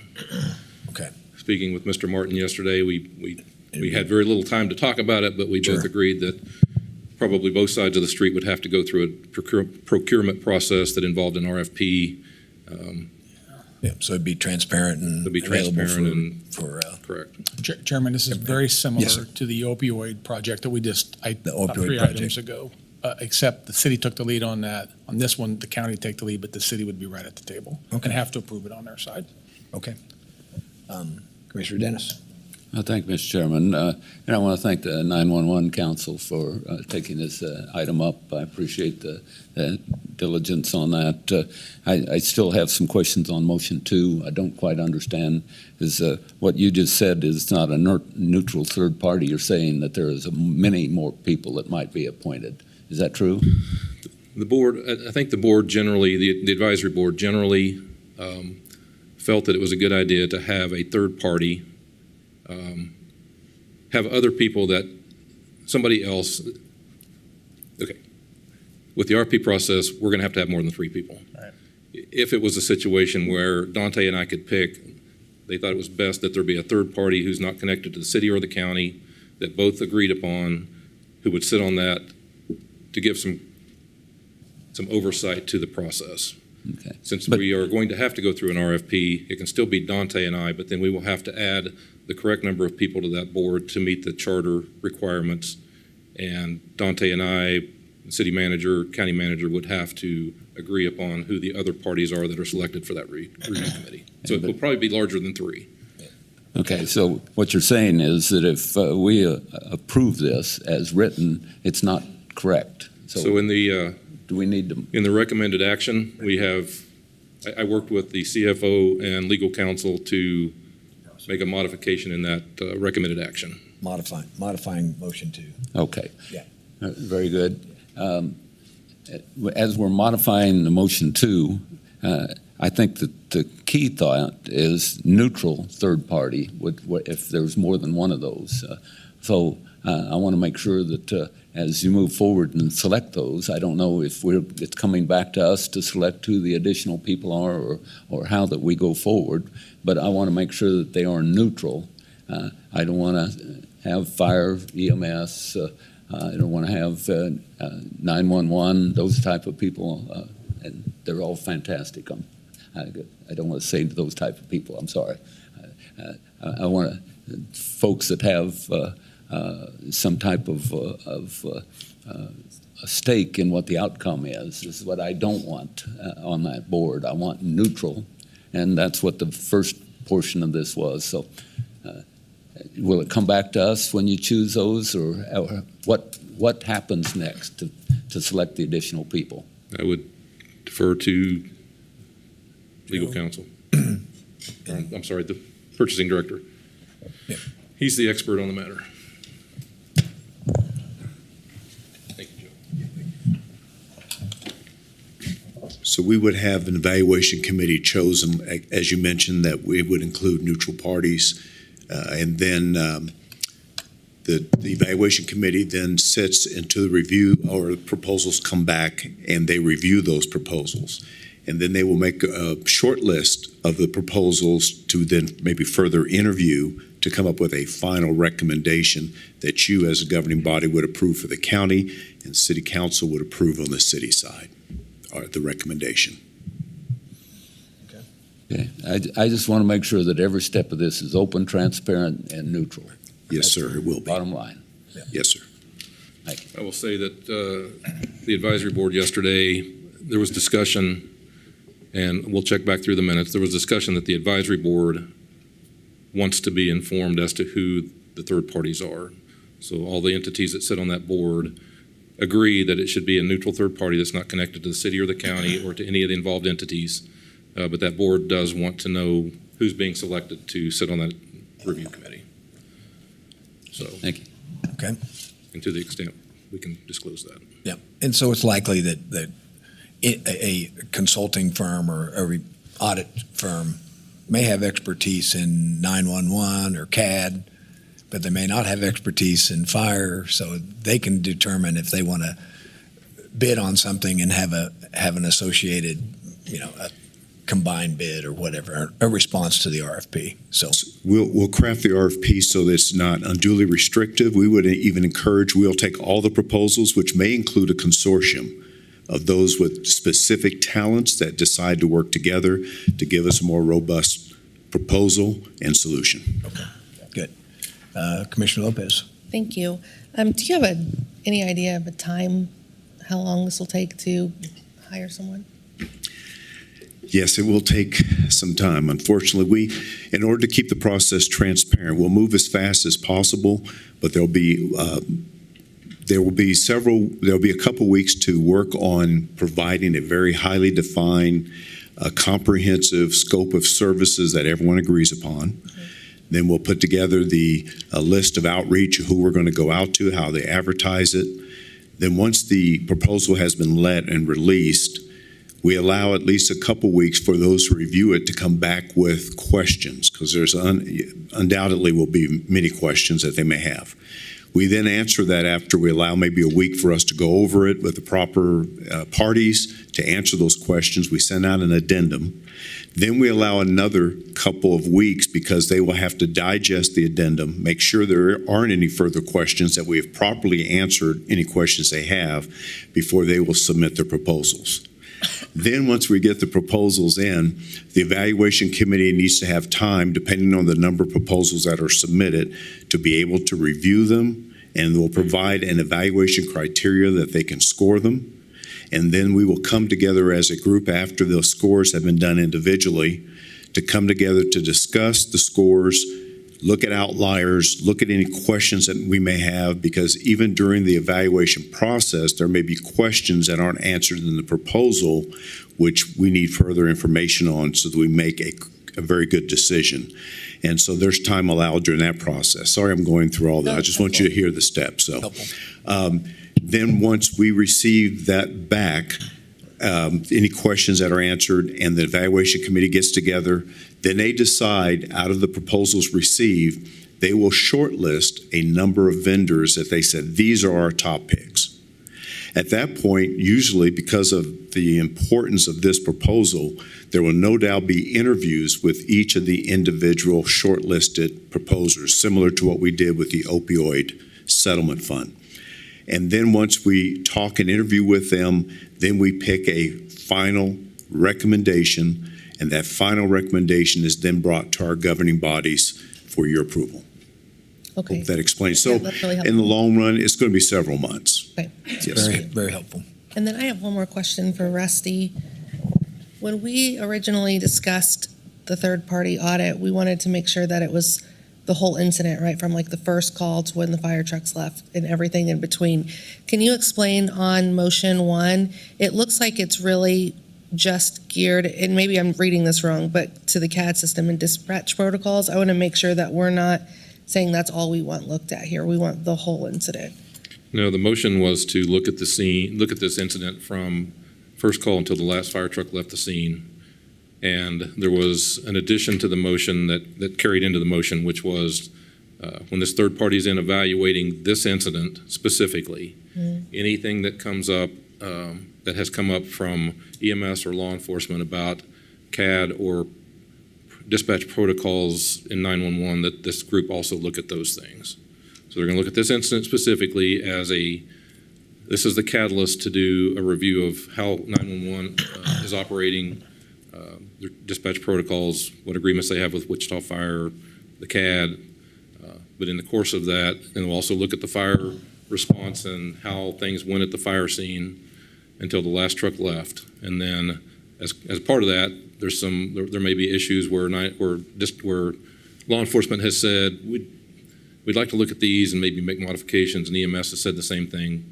This board wanted this third-party group to look at those as part of the holistic overview. That makes sense. Okay, I just wanted to make sure because I saw that those two things were specifically mentioned and not anything else. So I just wanted to make sure the whole thing would be. That's largely how the motion was worded. And again, as we are preparing the minutes, we will have the specific quote, but that captures the essence of what motion the sheriff made based on input from other board members and what they approved. Okay, that's helpful. Thank you. And that vote by the board was unanimous. Correct. Right. Okay. Commissioner Beatty? Yeah, I had a couple questions. Commissioner Lopez kind of hinted on the timing piece, and thank you, Joe, for that. I would just echo that I think it's very important to be prudent. I think when we're dealing with something like public safety, I think it's important to take our time for comprehensive analysis. But there is a sense of urgency with this, and I want to underscore that for our community that if any step we can to put our foot on the gas and move these things forward, I think it would be helpful for this community to know that we're doing that. I have a question about two questions. One, there was discussion about subcommittees being formed, but the second one is, and this is probably more of a question for Justin. I think my nature right now is to want to engage this situation and have conversations. And how should we approach this this comprehensive analysis is going to be done as the commission's standpoint? Do we need to wait for, what conversations can we be having on our end in order to help us guide through this process and communicate to our constituents the progress that's being made? I think Commissioner Beatty, to that question, probably the key point is in any operations the county does, you're always looking for ways to improve things. And I think that's what this is. This is an item where you're looking for opportunities. You're analyzing first what's going on and then seeing if there are opportunities for improvement. And it's not just limited to the county. Of course, it's a joint operation between us and the city. So I think looking for those types of things are part of what the county does 365 days a year. So in my opinion, that's what this is, a forward-looking analysis. There's obviously situation that happened here. There's obviously looking at policies and those types of things that are in place, but that would be my suggestion. Okay. Well, my point is that I don't think anybody, I'm speaking for myself, I don't think anybody's going to sit around and wait. That we're going to be having conversations and moving and meeting and discussing where opportunities that we already know exist. Staffing table conversations, what we can do to give support and resources, what our purview is to make sure that our people have the resources they need to do their jobs effectively. Those conversations are going to continue now. They're ongoing conversations that I want to make sure that we are continuing to have in this department, so that we make sure our people have the resources they need to do their job well. But if you can give any indication of the subcommittees and what that work's going to look like, I think it'd be helpful. Sure. So a motion was made to form subcommittees so that the unique characteristics of the fire industry and how they manage their responses to incidents has a subcommittee that works specifically on those things, understanding that law enforcement is a little bit different. Mm-hmm. So there's a motion made. The motion was approved unanimously. What's to be brought back to the next meeting is the decision on which entities go into which subcommittees. It sounds like there will probably be two subcommittees formed, one that is law enforcement and one that is fire. The EMS chief will make a final decision as to whether he wants to work with the fire group, whether he wants to form a third committee that's primarily EMS. However, they are an entity largely unto themselves, aside for Mount Hope's nonprofit. And so that decision will be made, who fits into which category. It's pretty clean cut. Emergency management and EMS are the two outliers. And so they'll make that final decision. To your point, the committee or the advisory board intends to meet the second week of January to follow up on this conversation. Emergency communications has regular meetings with fire, with law enforcement, with people in those agencies. The conversation is continual and ongoing. There's another meeting with some fire chiefs that'll be scheduled within the next 2 weeks that Chief Snow had asked to expedite a meeting with them. That was discussed yesterday, and that meeting will take place in the next 10 days or so. So the meetings are continual, they're ongoing. Nobody's sitting on their hands doing nothing. The conversations about what resources emergency communication needs going forward to achieve the goals that they have set for themselves in order to serve the citizens the best way that they believe they can, and to serve the consumers of their product, law enforcement, fire, EMS agencies in the county. All of that is continuing conversation. They continue to operate on a daily basis at a very high level, like the sheriff said yesterday, managing as many as 1,100 calls a day across the spectrum, law enforcement, EMS, and fire. So nothing is coming to a halt. Nothing is standing still. Progress is not stopping. We want to get this review of this incident done as quickly as possible, and we will do that through the lawful and appropriate way. But as far as these entities working together, talking to each other, cooperating, it's occurring, it should continue to occur, and those relationships should be sound enough that we're taking care of the people first and our egos and agendas second, to the extent that people are what's important here. That's good. Well, thank you, Rusty, and I appreciate that the work is ongoing, and I strongly support the third-party analysis and appreciate the opportunity to comment, Chairman. Yeah, Commissioner. Thank you, Chairman. So, I'm sorry. Thank you, Chairman. So, a couple of questions. So on this issue of subcommittees, is this intending to go on imminently to discover, if you will, a self-organizational assessment to look for opportunities to improve within the, say, fire, 911, and law enforcement? They're going to look internally. This has nothing to do with the overarching incident that's going to be investigated. Is that correct? These are two different things. Correct. They're two different things. Okay. And that's why I didn't bring it to this, because that's a decision for that board, and they'll maintain them as long as they believe it has value in helping address specific fire issues and specific law enforcement issues. And then as those committees have meetings, they'll come back and report to the large group what conversations they've had, what things they've recommended, what things have been completed, what things are still pending, et cetera. Okay, so are they going, just a way that might work, obviously there's interest from one group to the other to see whether or not they understand what our needs are, that type of thing. We feel like there's a deficiency over there. We want to make sure they are aware of our concerns. There's been a lot of that discussion going on. Correct. They're not just looking at their own organization. They're basically saying, we have an opinion about a number of things that we want to make sure they're aware of what our concerns are. So we have the right essentially to articulate those concerns and get those to the other subcommittees. Is that what we're saying? That's correct. Okay, great. I think that's a good idea.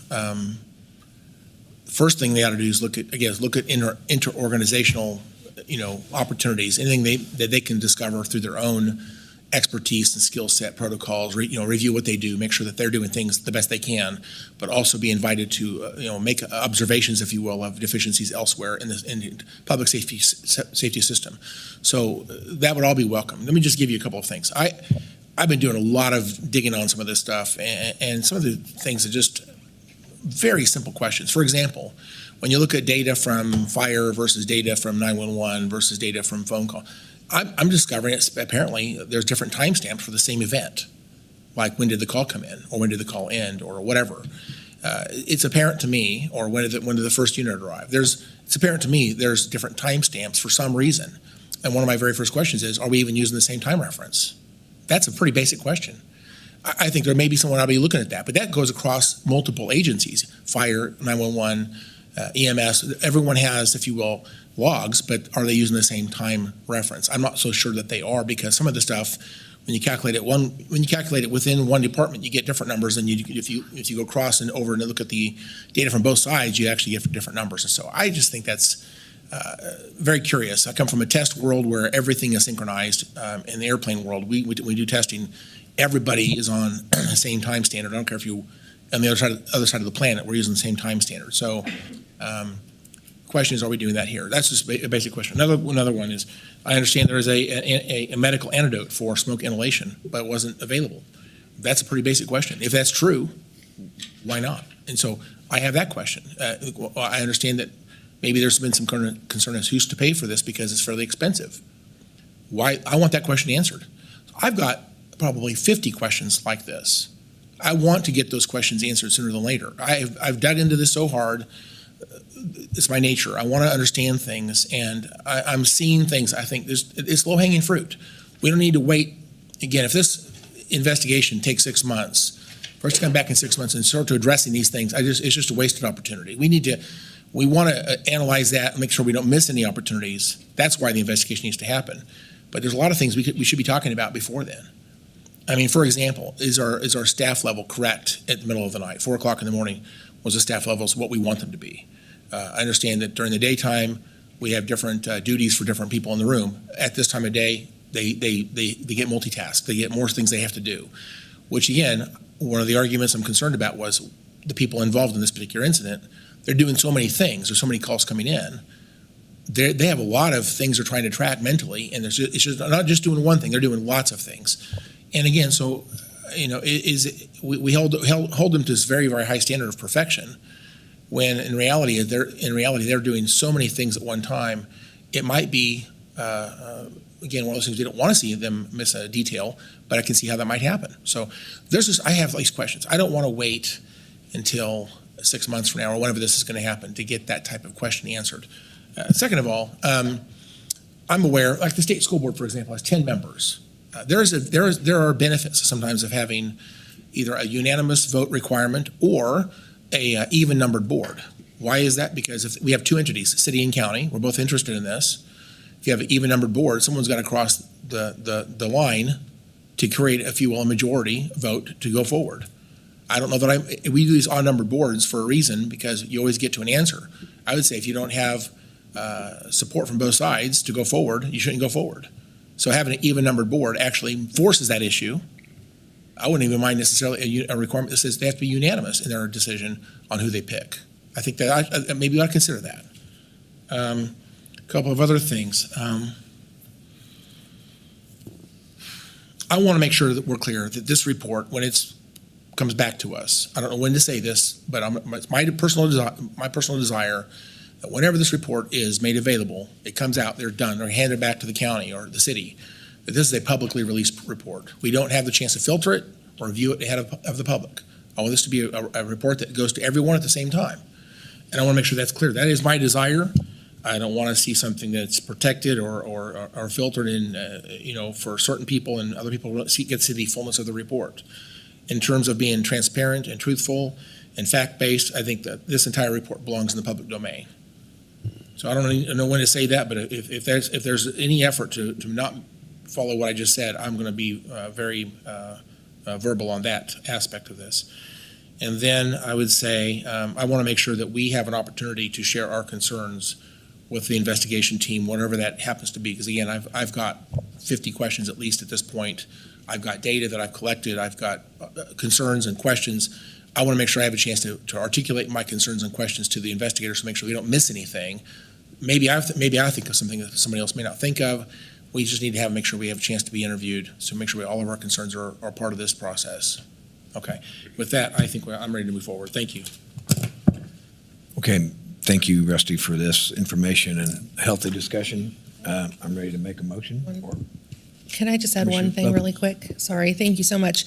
The only thing that I could see that we need to watch, be careful for before we just put it out, is to make sure there's no HIPAA information or anything that personalized information that can't go public. So I understand wanting to put it out immediately, but there are things that we can't legally put out. So if we could just watch that, and then I have no problem immediately getting it out, but I just don't want to share anybody's personal information that we are legally not allowed to share. Certainly. And I might add, Commissioner Lopez, I think that's something in the RFP crafting process that we could try to work in there, that sensitive information, whether under HIPAA or other laws, wouldn't be provided, because that's certainly a worthy concern. Okay, thank you so much. Okay, with that, I'm prepared to make a motion. My motion is to approve the recommendations of the Wichita-Sedgwick County Emergency Communication Advisory Board, modifying Motion 2 to initiate a request for proposal process with Sedgwick County as the lead agency for procurement, comply with Charter 68, authorize the county manager to move forward with the recommended action and sign necessary documents to facilitate partnership with the City of Wichita, and return the request for proposal review committee's recommendation to the City Council and Board of County Commissioners for final approval. Second. Motion and a second. Any other questions? I don't see any. Madam Clerk, please call the roll. Commissioner Lopez. Aye. Commissioner Dennis. Aye. Commissioner Beatty. Aye. Commissioner Howell. Aye. Chairman Weitzner. Aye. Thank you. Rusty, thank you. Thank you, Commissioners. Next item, please. Item Q, report of the Board of Bids and Contracts regular meeting on November 30th, 2023. Good afternoon, Mr. Chairman and Commissioners. Joe Thomas, Purchasing Director. The regular meeting of the Board of Bids and Contracts on November 30th has resulted in 10 items that we bring before you for your approval. Our first item is the project of paving work done on 61st Street North for 1/2 mile west of 151st Street West for Public Works. This recommendation is to accept the low bid from Pearson Construction, LLC, in the amount of $945,993.84. Item number 2 is fencing for public safety building project services. Recommendation is to accept the low bid from American Fence Company, and that's in the amount of $67,981.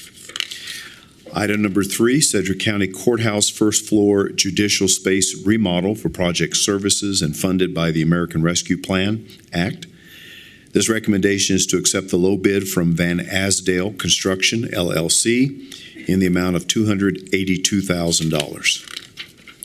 Item number 4 is a John Deere 4066R compact utility tractor with a heavy-duty flail mower for fleet management and public works.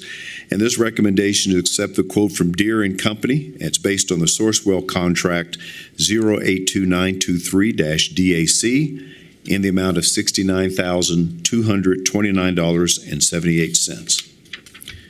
Item number 5, the ambulance remounts for EMS and fleet management.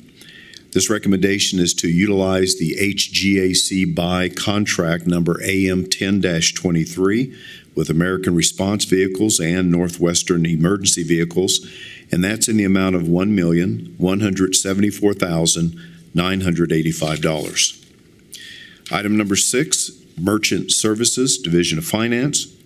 The recommendation is to accept the quote from Gila LLC. They do business as Municipal Services Bureau, and it's to establish contract pricing for a period of 5 years and with a clause for automatic annual renewals unless notice to terminate is provided by either party. Item number 7, Agilent Technologies. This is for the gas chromatograph mass spectrometry system used by Regional Forensic Science Center. And this recommendation is to accept the quote from Agilent Technologies in the amount of $130,798.78. Item number 8 is Westlaw Online Products and Subscriptions for the District Attorney's Office. This recommendation is to accept the quote from West Publishing Corporation. They're doing business as West A. Thomson Reuters Business, and this is for a period of 3 years for a total amount of $176,914.56. Item number 9, the Indirect Cost Rate Consultant for various departments. This is a recommendation to accept the proposal from MGT of America Consulting, LLC, and that's to establish contract pricing at the rate shown for a period of 3 years with 2 one-year options to renew. And item 10, preventive maintenance and on-call services for backup generators for various departments. This recommendation is to accept the low bid from Central Power Systems and Services, LLC at the rate shown in the table, and this will establish contract pricing for 1 year with 4 one-year options to renew. So I'll be happy to answer any questions you may have, and I recommend approval. Okay. Rather busy times. Okay. Commissioner Dennis. Thank you, Mr. Chairman. Well, thank you, Joe. You guys have been busy. Yes, sir. 2 comments and then 1 question. The first comment is your item 1, 61st Street. We've been worrying about that for a long time. Hopefully in the future, we're going to end up with 151st also paved, but 61st Street's being torn up. Well, it's a dirt road right now, and it goes over to the ethanol plant. And what's happening is that the truckers, when they are leaving the ethanol plant and they need to go west, if they go up 167th, there's no way of sheltering between the lanes. And as a result, it's dangerous for them to go leave the plant and try and go up 167th and turn west. So what the truckers are doing is that they're going east down 61st Street, which is a dirt road, and then going up 151st, which is a cold mix road. And so we have 2 problems, actually, and this solves the first one. It solves the 61st Street. Eventually, we need to fix 151st because there is plenty of room to shelter between the lanes on 151st. So first of all, thank you. We got a grant, and so the amount of money that you quoted is pretty good size, but about 80% of that, from what I understand, is coming from the state of Kansas. So good work for everyone that worked on that. I want to thank them for that. The second comment that I have was your item on the fence. And again, we've been working that to help our employees feel safe, especially at night going in and out of the 911 building. Right now, they're just parking out back and they encounter people in the middle of the night when they're going back and forth. This puts a fence around that entire back area. And first of all, I know our chairman and I worked a little bit with Envision. We had to actually buy property first, and now we need to fence that property. So I want our employees to feel safe, and this gets us to that point. So those are my 2 comments. My 1 question is on item 4 with the John Deere tractor. The reason we're replacing it is because the previous tractor was stolen. So I guess my question is, did we get insurance on that? Did we file police reports? What happened? All I know is that it was stolen. It's a good question. Do we have a representative from Public Works? Daniel?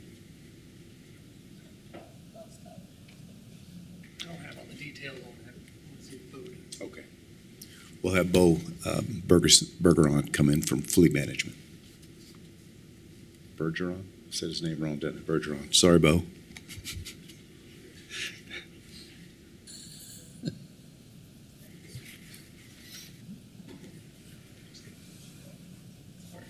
Sorry about that. It's fine. But Berger on Fleet. My understanding is that they filed a police report. Insurance, I have no idea since we're self-insured. It has not been recovered.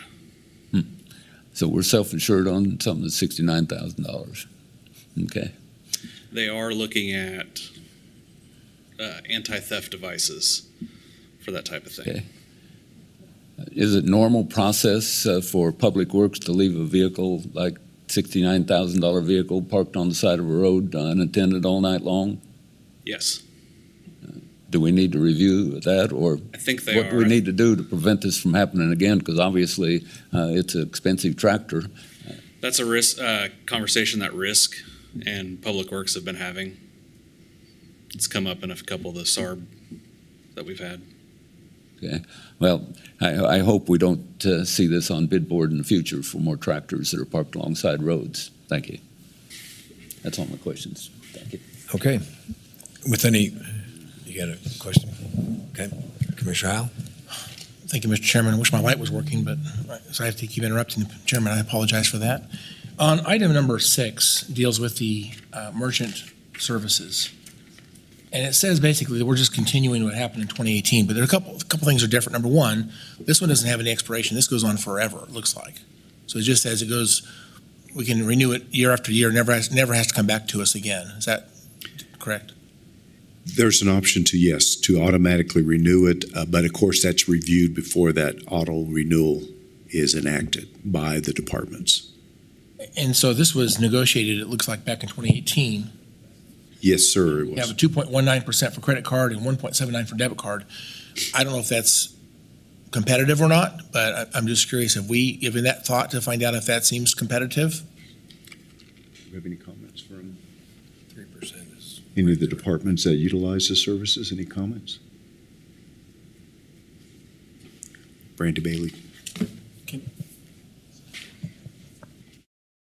Brandy Bailey, County Treasurer. So I was not a part of that RFP process, but I was back in 2018 when we initially looked at that, and it was the cheapest option. And I will tell you, for the tag office has went to MSB versus the state of Kansas as I can payment provider pay it, just because the rate was cheaper. It was 2.25, I believe is what it was that we were paying through the state, and this is 2.19. So it was cheaper based on that option. I don't know the other circumstances as far as this new process.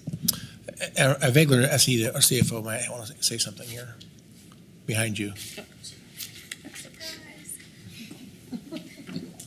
Thank you, Brandy, for addressing that. So Lindsay Poverso, CFO for the record, yes, this is exceptionally competitive right now. Okay. And they actually have maintained our rates that were entered into in 2018, which is almost unheard of. So this is a very good deal for the county and for anyone who's making the payments.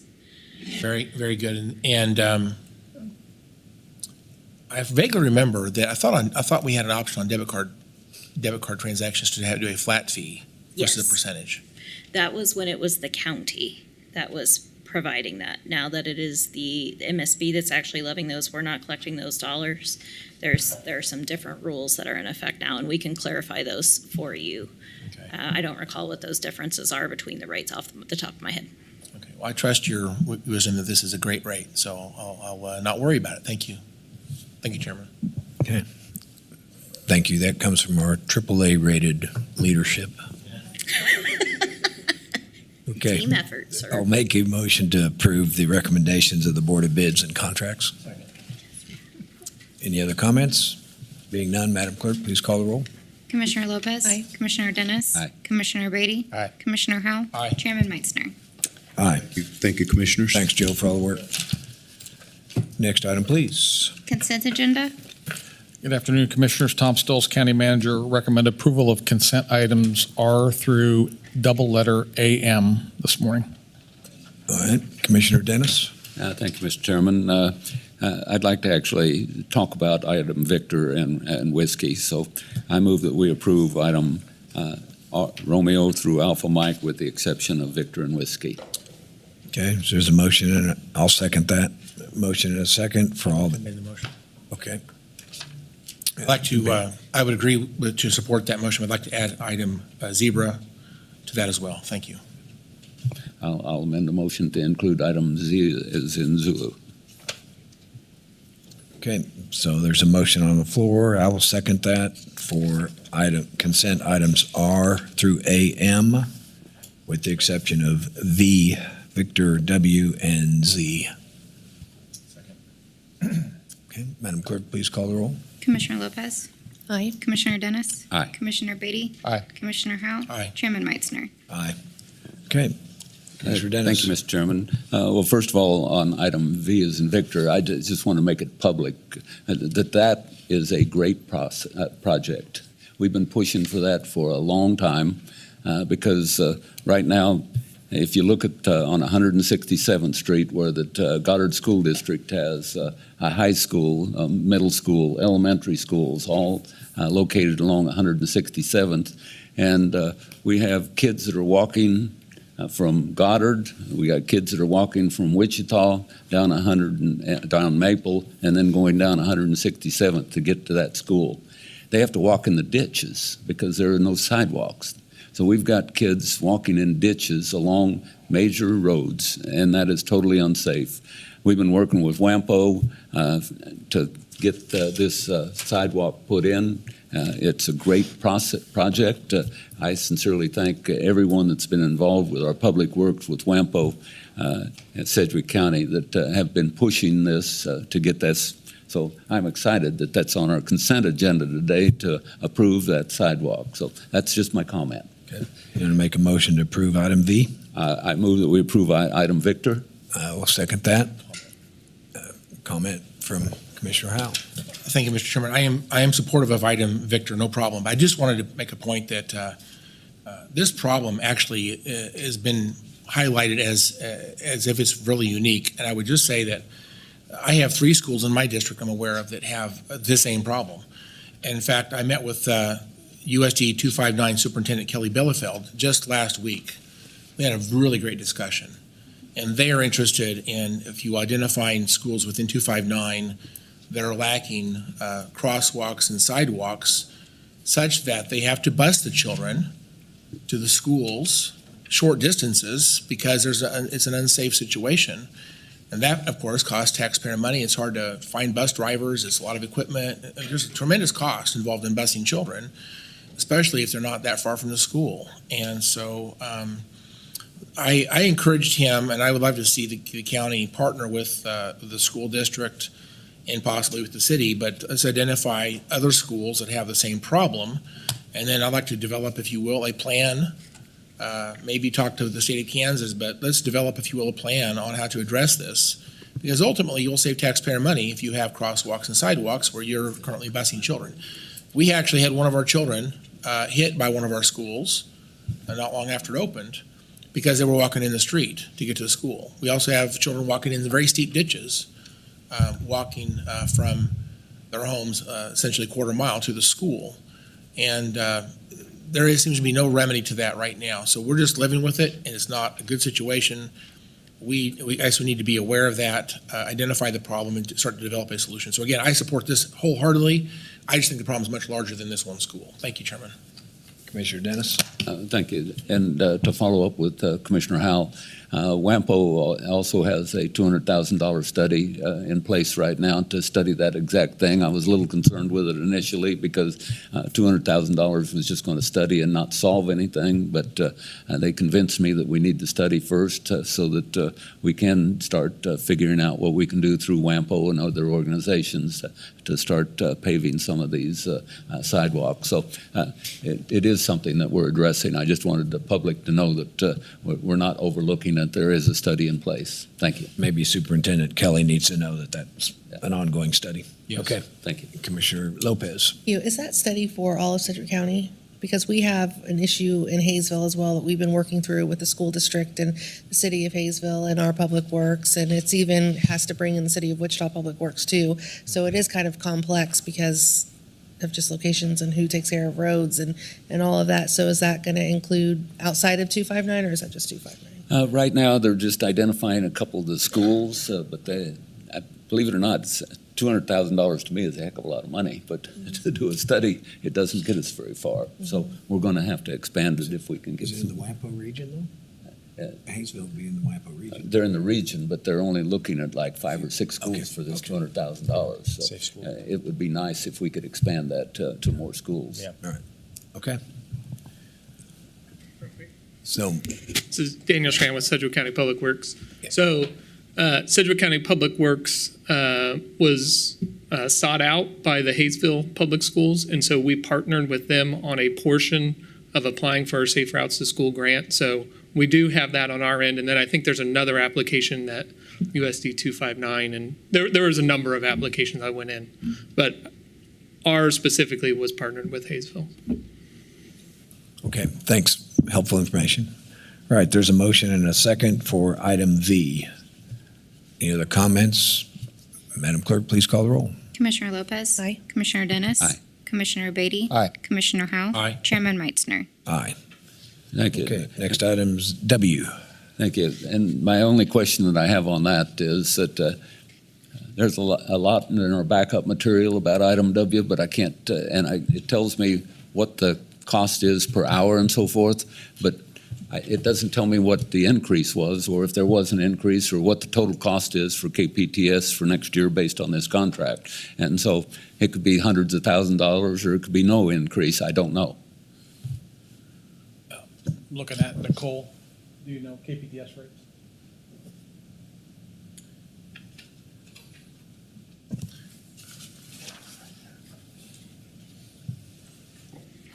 How much is it? Says the same as last year.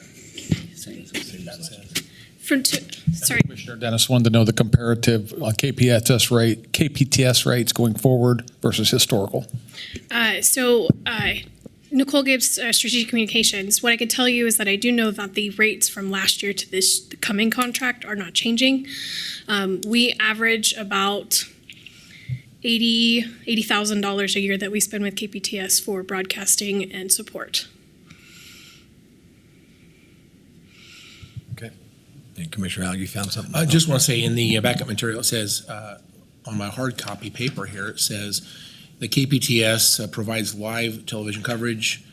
Compensation and terms are identical to 2023. So I don't know if that means same rates. I think that's what that means. Yes, the same rates will be from the contract we had in 23 for 24. Okay. Chairman, can I add just a quick comment to supplement what Nicole said? I just wanted to note that there's not a not to exceed amount stated in the contract, but it's obviously dependent upon how long commission meetings run, and there are conditions in the contract about if the meeting runs past noon, KPTS does not have to run it, but it sets rates in the contract as well. So. Duly noted, and you know that my light, I saw that. they said that your light doesn't work because of. Use that instead. Okay. All right. I make a motion we approve item W. Yes, I second that. Motion and a second on item W. Okay. Can he hand me that piece of paper, because it doesn't look just like mine? Okay. Madam Clerk, I think it's okay to call the roll. Okay, Commissioner Okay. Lopez. Aye. Commissioner Dennis. Aye. Commissioner Beatty. Aye. Commissioner Howell. Aye. Chairman Meitzner. Aye. Next, now item Z. Chairman, I wanted just to state up front, I support our treasurer, and I am supportive of this item as is in here, so that it belongs on the consent, that's not a problem, and I am supportive of that. My only concern is this, I think it's our normal procedure that our directors, our elected officials, get to just pick whoever they like as their high-level deputy for their organization. That's the way it's always been. And so I'm not challenging that on this item today in any way. But I just think going forward, I would really like it if we would consider, if you will, having this posted through HR, encourage anybody that they know of that they would like to maybe see apply for that job, have them apply, have the resume, if you will, reviewed, and have interview process through ideally a panel of interviewers, state any conflicts of interest if there is anything like that, ultimately hire the best person for the position. The way it's done right now, again, I hate to use this phrase because it was used against me once in my past, but they said, you don't know what you don't know. And I just think by casting a net, you give everyone a chance to impress upon us that their skill set you might find someone that's better than you realize that may be out there that could do the position. I think it's right for us to allow that process to develop competitively. So although this is our standard practice, we get to make a choice who we pick. I think I would rather see a process by which we use HR, kind of a normal process. And if you will, obviously the elected official or the department director, their opinion matters greatly in the selection of this person. But I just think we ought to open this up to other people. We talk about diversity. I think that if people are someone we may not even know who they are, but they press upon us their skill set, their abilities, I think it opens this up to other people. We don't know who they are, but it gives them a chance. And with that, I just like to say, I guess I'd like to see something in HR policy that says even for a director's top organizational selection for the deputy director, whoever that would be, that we kind of follow a normal process, obviously give weight to the director or the elected official to, I guess, make the ultimate pick here. But I would like to see this opened up to other people as well. So with that, I make a motion we would approve item Z. I'll second that. Any other comments? Being none, Madam Clerk, please call the roll. Commissioner Lopez. Aye. Commissioner Dennis. Aye. Commissioner Beatty. Aye. Commissioner Howell. Aye. Chairman Meitzner. Aye. Next item, please. Committee reports. Commissioners, anybody have anything to report on the committees they serve on? I don't see any. Next item, please. Other. Other. Any comments about other? I'll just make a quick comment that GWP had their annual meeting this week. It was very impressive, as always. Talked about accomplishments recently in the community and had some presentations about the upcoming things that are going to happen between the Bioscience Center and the expansion of Exploration Place and all kinds of stuff. So that was a great meeting. We've mentioned that the Association of Counties is going on right now, and just let everybody know. So thanks and it's a happening time of the year. We're all getting invited to a lot of things. Anybody else have anything under other? Okay, I don't have any. Okay. Next item, please. Executive session. We do have an executive session. Commissioner Howell. I believe that the manager is indicating we still need 40 minutes for this, and I think we'll meet upstairs, right? I'll round this current time off to 12:35 p.m. today. So with that, I'll add 40 minutes for executive session.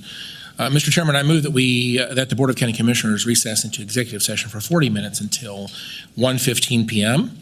for preliminary discussions relating to the acquisition of real property for the purpose of discussing the potential purchase of land and buildings for the use by county departments, and that the Board of County Commissioners returns to this room from executive session at 1:15 p.m. Okay, I'll second that. Madam Clerk, please call the roll. Commissioner Lopez. Aye. Commissioner Dennis. Aye. Commissioner Beatty. Aye. Commissioner Howell. Aye. Chairman Meitzner. Aye. Okay, upstairs? Okay.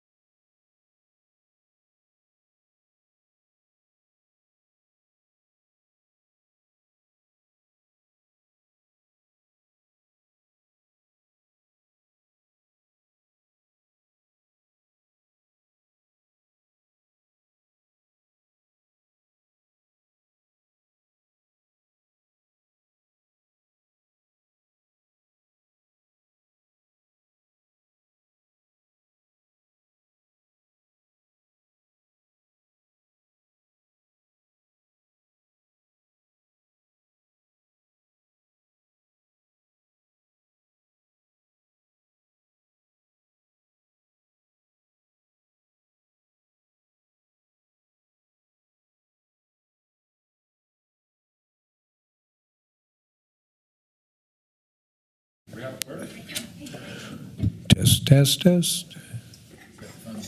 Ladies and gentlemen, here come the clerks. Here comes the judge. Here come the clerks. Are we live? Yes, we are. 10 seconds. He says thumbs up. Okay. It's 1:15. We have returned from executive session. No action taken. Anything else need to come before the commission today? I don't see any. So with that, we will be adjourned. Thank you.